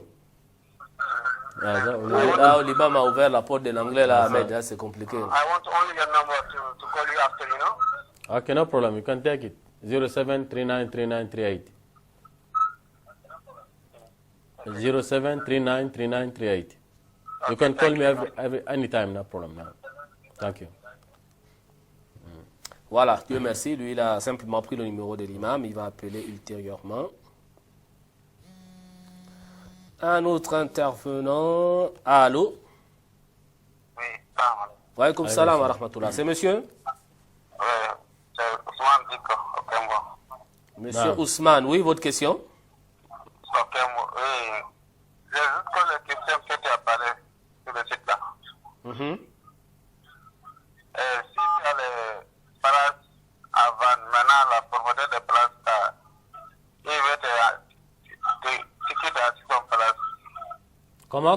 Reprends encore la question. Maintenant, tu as une place à vendre. Oui. Oui. La propriété dit que non, tu quittes. Oui, le propriétaire vous demande de quitter la place, oui. De quitter la place. Maintenant, tu as trouvé une autre place, mais là où tu as trouvé là, tu n'as pas la capacité de payer là-bas Pour t'installer. Donc, tu veux faire recours à un prêt avec intérêt, c'est ça? Non, ce n'est pas intérêt. Mais si tu as gagné le crédit, je demande si tu as gagné le crédit à la personne qui veut te donner le crédit, tu peux prendre notre place. Maintenant, si tu as fini tu as gagné le crédit, tu vas le rembourser sans pas d'intérêt, c'est bon? Rembourser sans intérêt? Oui. Oui, c'est ce qu'on cherche, c'est ce qui est bien. Tu prêtes à la personne, il va aller acheter la chose qu'il veut et puis après il te rembourse sans intérêt. Oui. C'est permis, il n'y a pas de C'est problème. bien. Il n'y a pas de problème. Ok, c'est ce que je voulais savoir. Ici, je vais aussi pour ouvrir cette porte-là, mais ce n'est pas une facilité au fait, pour montrer aux téléspectateurs que lorsqu'Allah interdit une chose, il nous donne aussi la facilité pour une autre chose. Par exemple, aller prêter l'argent avec intérêt, il a interdit, n'est-ce pas? La même manière que le frère a posé la question, tu peux prêter cet argent à la personne, mais tu peux avoir l'intérêt dedans. Comment? Tu vas lui dire que non, je te prête l'argent, tu travailles avec. Mais les bénéfices qui sont en partage. Partage, par exemple. Mais il ne faut pas dire que je te prête l'argent là et tu me donnes tel pourcent. Je te prête 100 000, Ça, c'est tu me rends interdit. 150 000. Mais tu lui donnes, tu dis je te prête, tu travailles, les bénéfices qui partage sortent les dedans, bénéfices. on partage. Il ne faut pas donner le taux en avance comme ce que la banque fait. Tu donnes, on te donne 2%, 3%, 5% parce qu'il te donne les bénéfices en avance. Ça, c'est l'islam a interdit ça.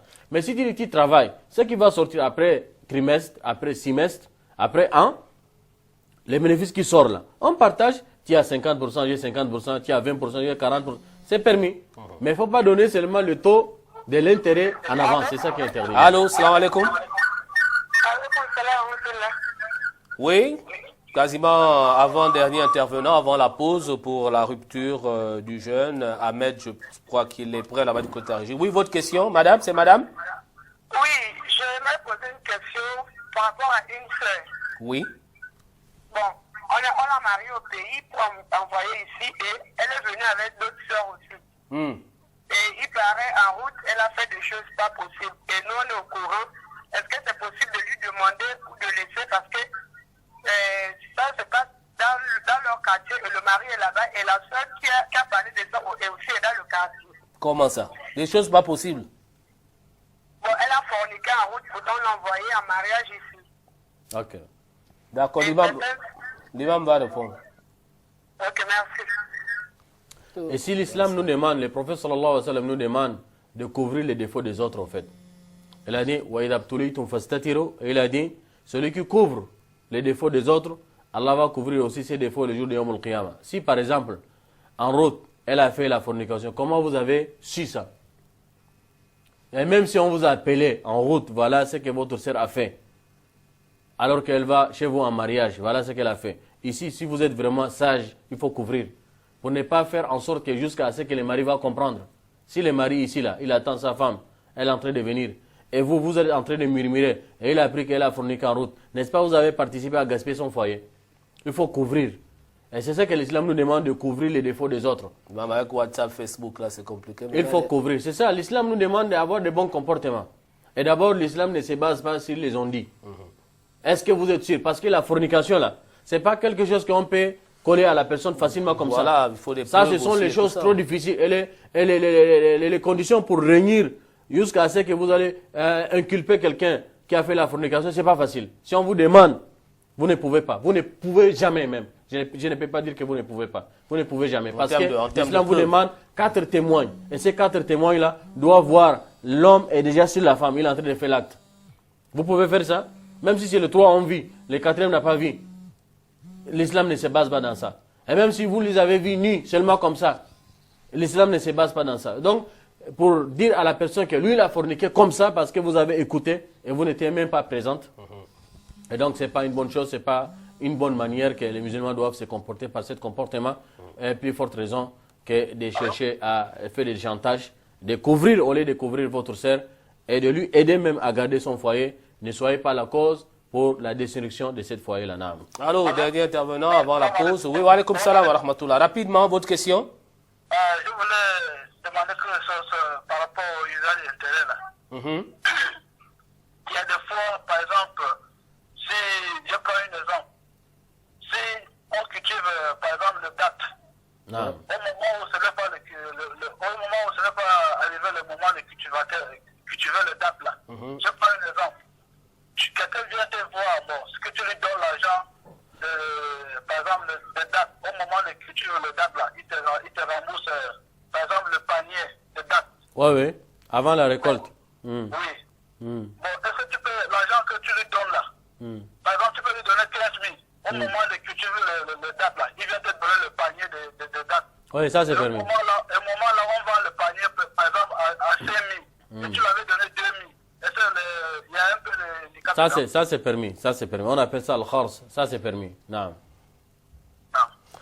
Voilà, on va faire une pause pour aller rompre donc le jeûne avec l'imam Mustafa. On vous retrouve donc juste après avoir sûrement débuté le kounou de l'imam Younous qui est tout en bas de la mosquée de Batavia. A tout de suite.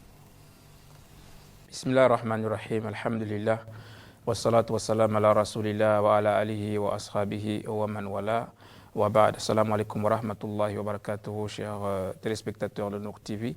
Nous sommes encore très heureux d'être chez vous aujourd'hui pour une énième émission. Votre programme Al-Majlis, le lieu de rencontre. Alhamdulillah, louange à Allah, c'est lui dont nous remercions, que la paix d'Allah et son salut soit sur le noble des prophètes, Muhammad, sur sa famille, ses compagnons et tous ceux qui vont emboîter leur pas jusqu'au jour du jugement dernier. Là, dans cette introduction d'usage, le prophète Muhammad, sur le bénédiction, qui ne parle pas de ses passions, comme Allah l'a signifie clairement, c'est-à-dire le prophète Muhammad ne parle pas de ses passions. Ce qui sort de lui, c'est une révélation toute faite de la part de Dieu. Dans cette introduction d'usage, il y a comme des orientations, des genres balises. Allah nous montre le chemin par la voie du prophète Muhammad sur le paix bénédiction, la voie à suivre pour avoir le salut ici-bas.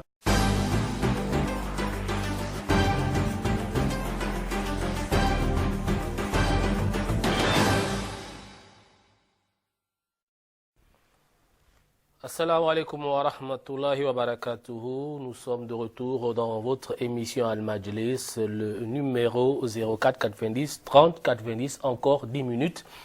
L'imam Mustafa Djouba qui est là avec moi est donc disposé à répondre à vos questions pendant ce laps de temps. Vous savez que nous sommes astreints à la prière d'Isha et suivi des Taraouis en ce mois béni de Ramadan. On va revenir rapidement avant que les appels n'arrivent. L'imam, au début de l'émission, on parlait des bonnes choses à faire pendant le mois de Ramadan. Mais, allô? Allô? Salam alaikum. Salam alaikum. Wa alaikum salam wa rahmatullah. Excusez-moi, je voulais poser... Oui, allez-y, monsieur.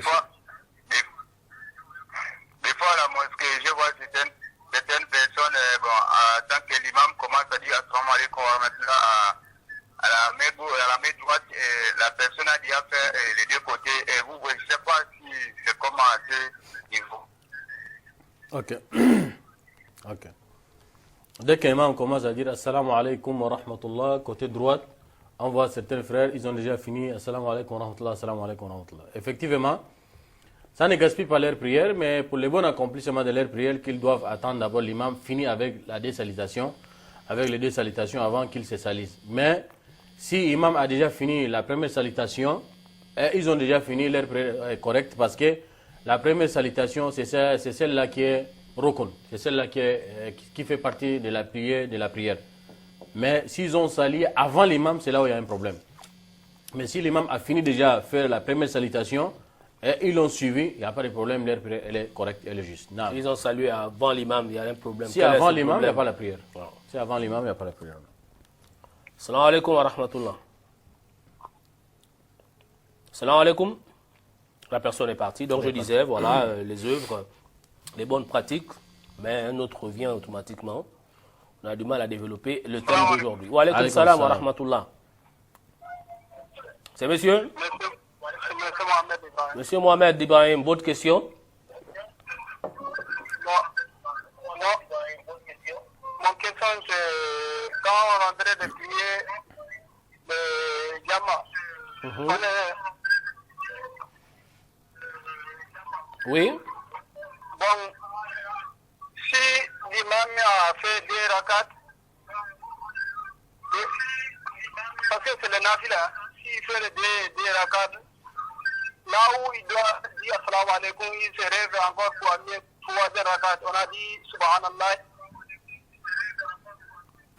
Il est resté debout ou bien il est revenu? Il n'est pas retourné. Il n'est pas retourné. Comment il doit faire, c'est ça la question? Voilà. D'accord, l'imam va répondre. Si par exemple la prière de C'est Tarawih, Tarawih, 2, l'imam fait 2 rakats, mais il se lève pour amener le il se lève au troisième. lieu de s'asseoir à la dernière raka, de faire tahiyya et salam, il s'est mis debout directement, on lui a rappelé, il n'a pas préféré retourner. Bon, comme la prière de Tarawih, ça peut se faire aussi 4, parce que c'est le qiyam, ça peut se faire aussi 4. Il continue, il ne retourne pas comme il a fait, il continue, il amène 2 autres, mais à la fin, quand il va faire salam, il va amener des prosternations. Il amène des prosternations qui est ba'diyya. Allô?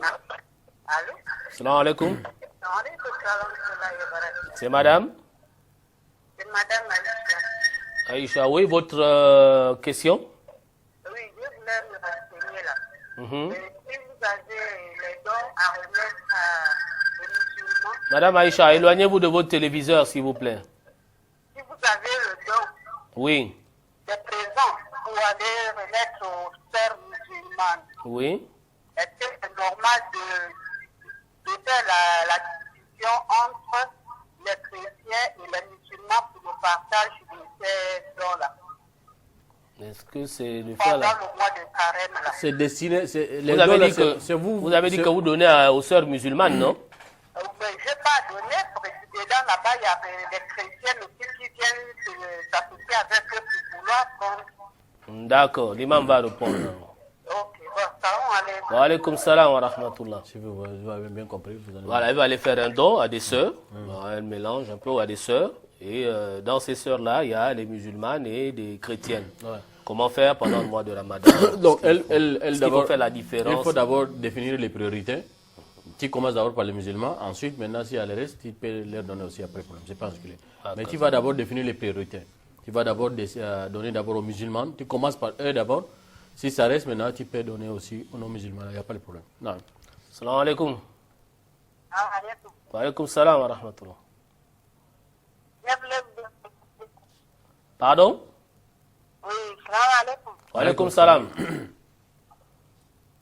voulais vous demander, si on prie à la mosquée là, Mhm. si Allah a fini les Fatiha, nous on doit répéter les Fatiha là, non? L'imam va répondre. alors. C'est la seule question. Si on n'a pas fini les Fatiha là, on doit suivre l'imam. Ok, D'accord, c'est l'imam bon. va répondre.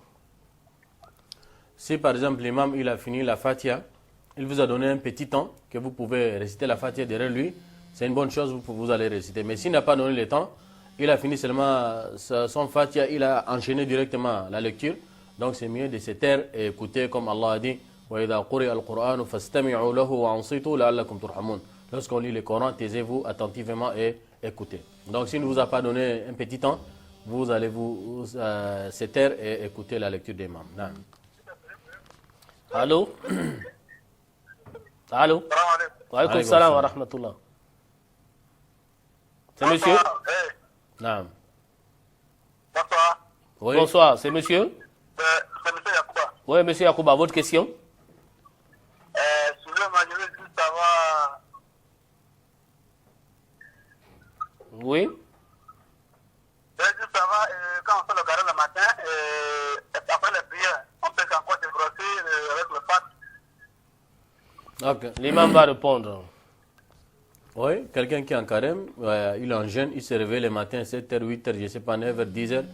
Il veut se faire brosser les dents avec les pâtes dentifrices, c'est permis. Il peut se brosser. Mais seulement qu'il fait attention de ne pas avaler ça au fait. Il ne doit pas avaler ça. Non.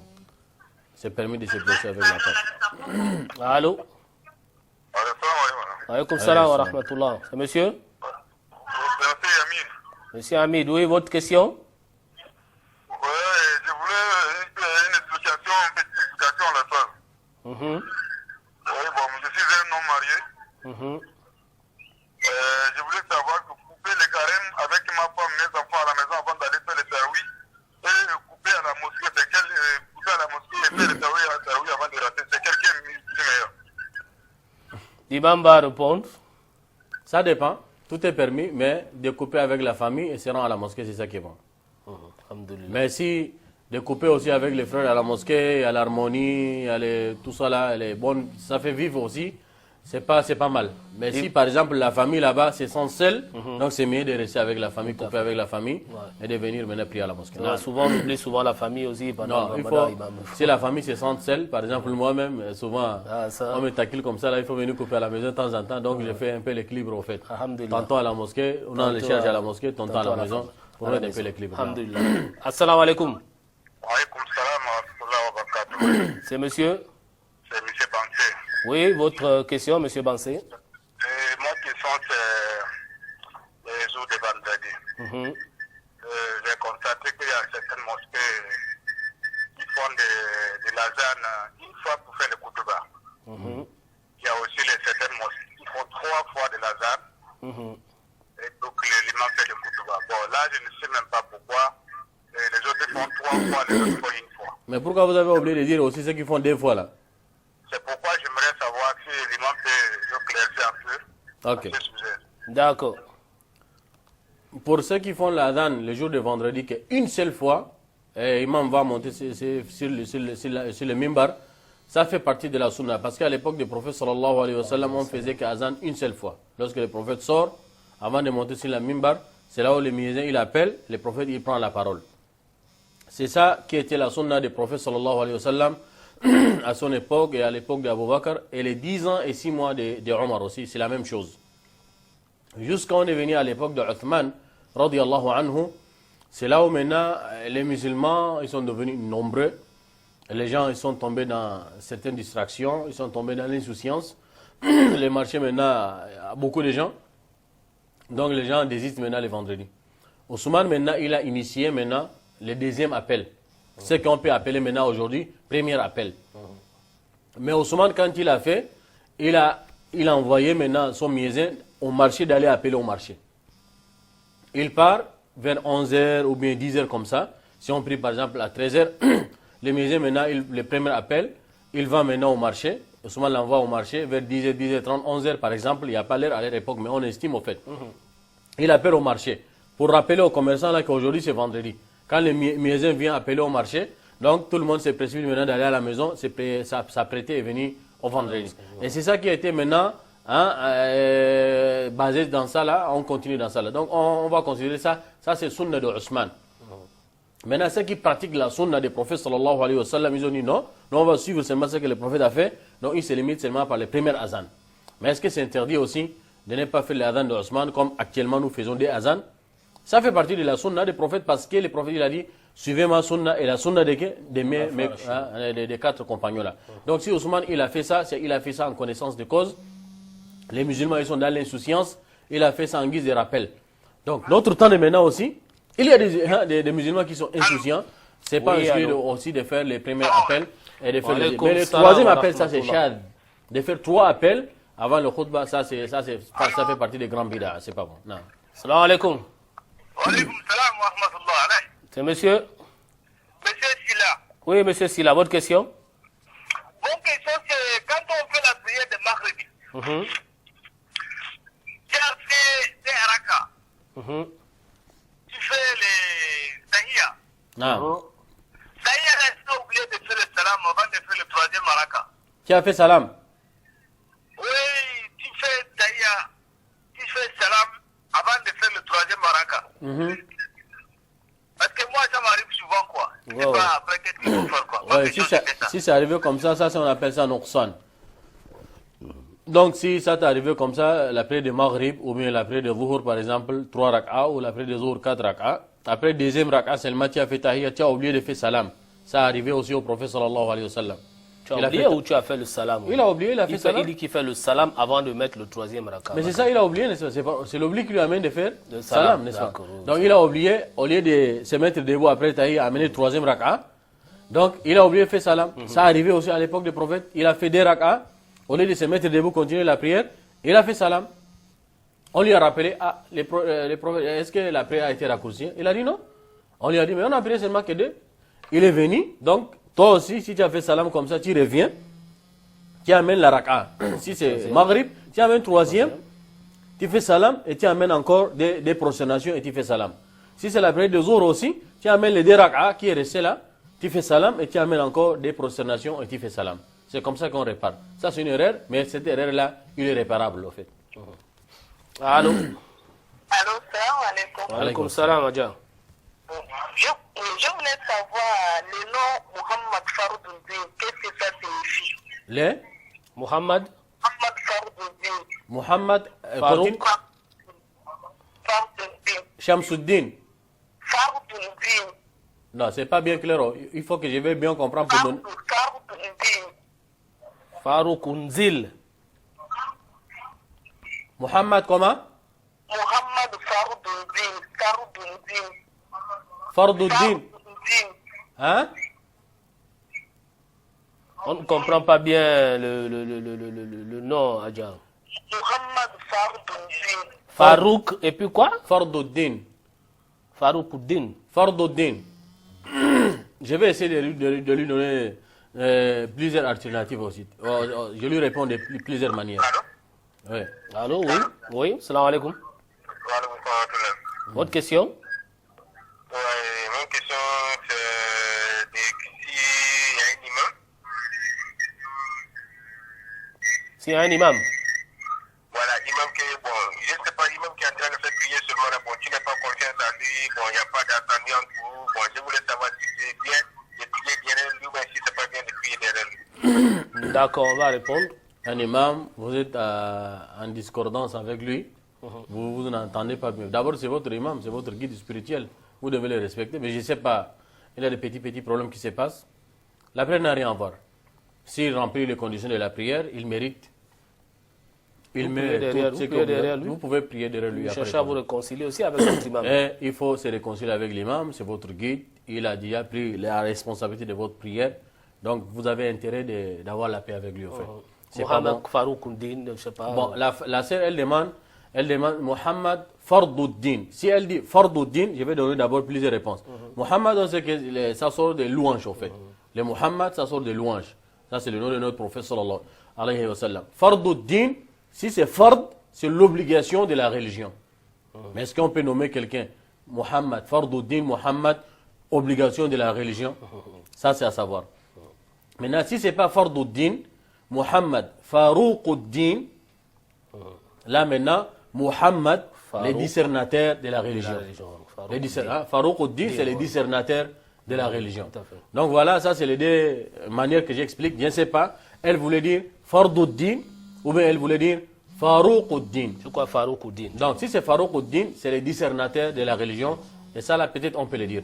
Avant-dernier intervenant, allô?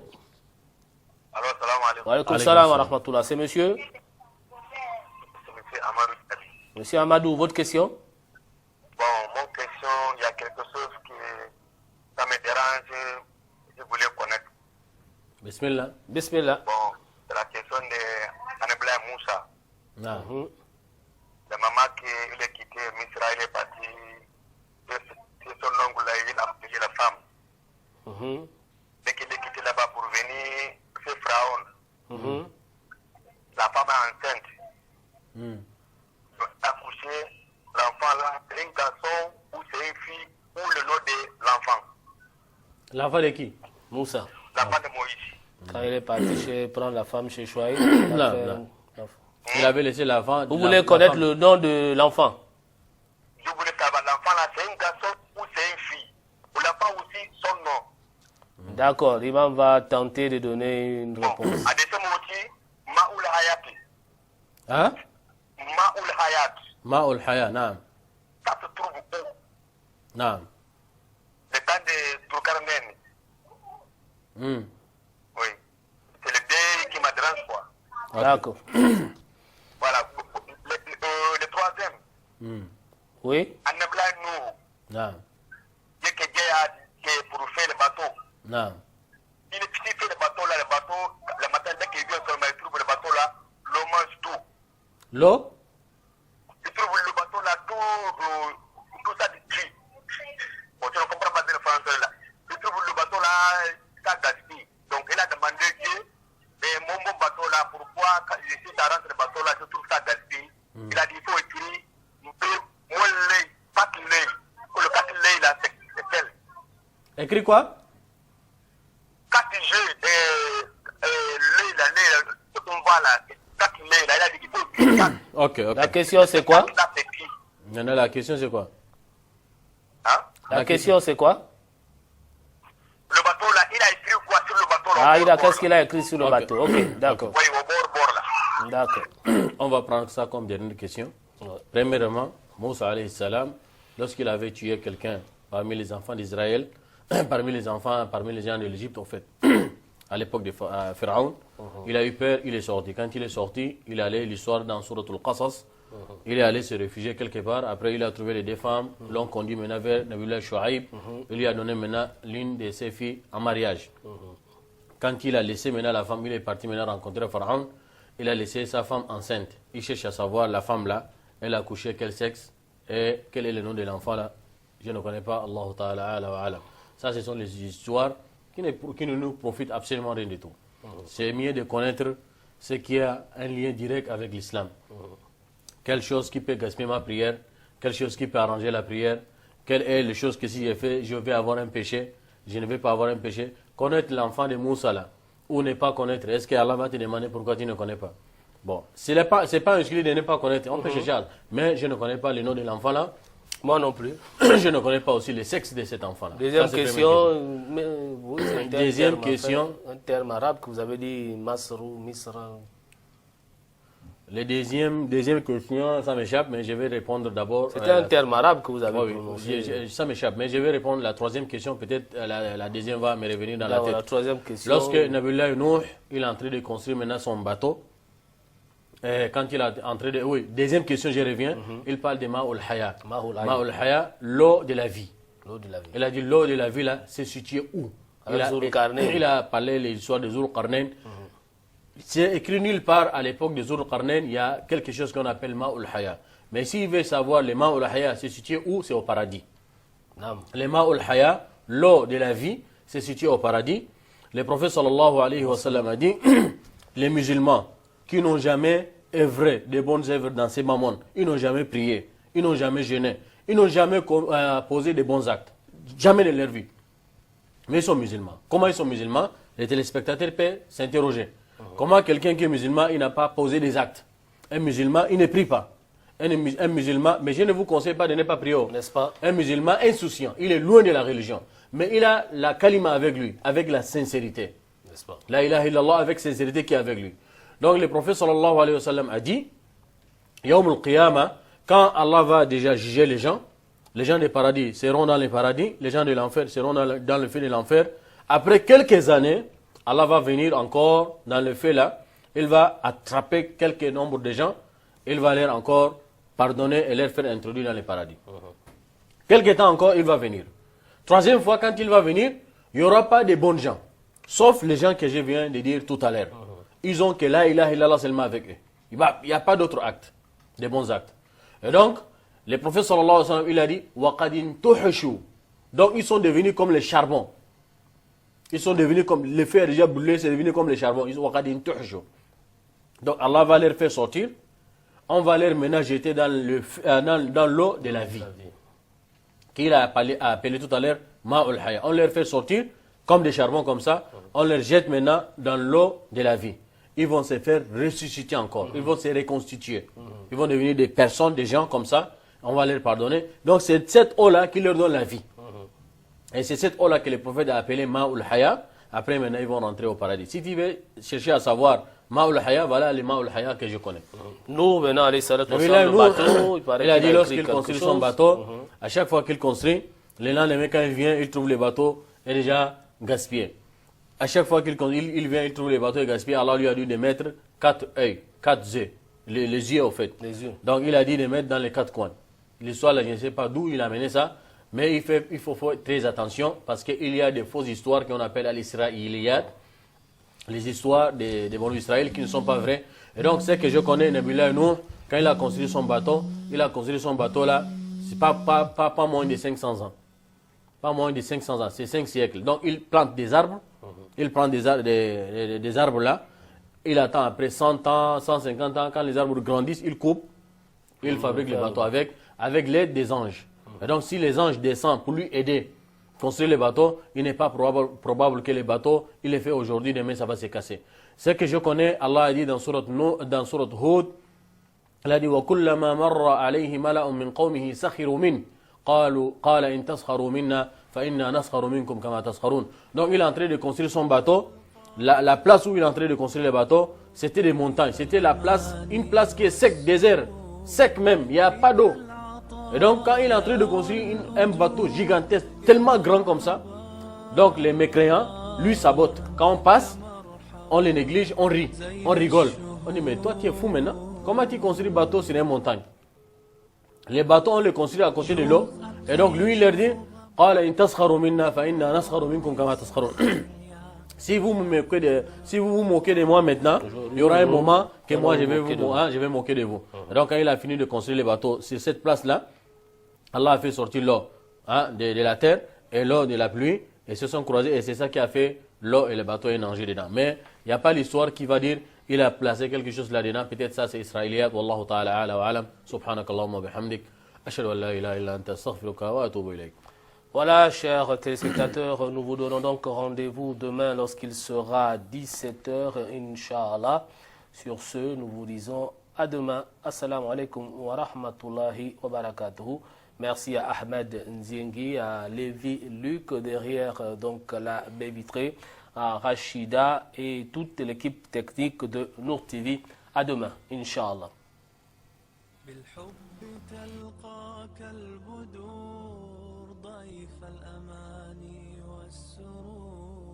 فيك العطايا والأجور يا مرحبا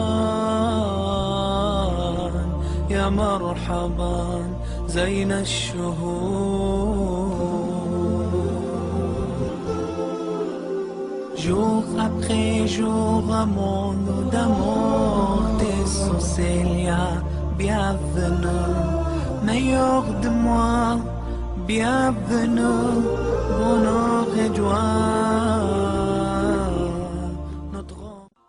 بالحب تلقاك البدور ضيف الأماني والسرور.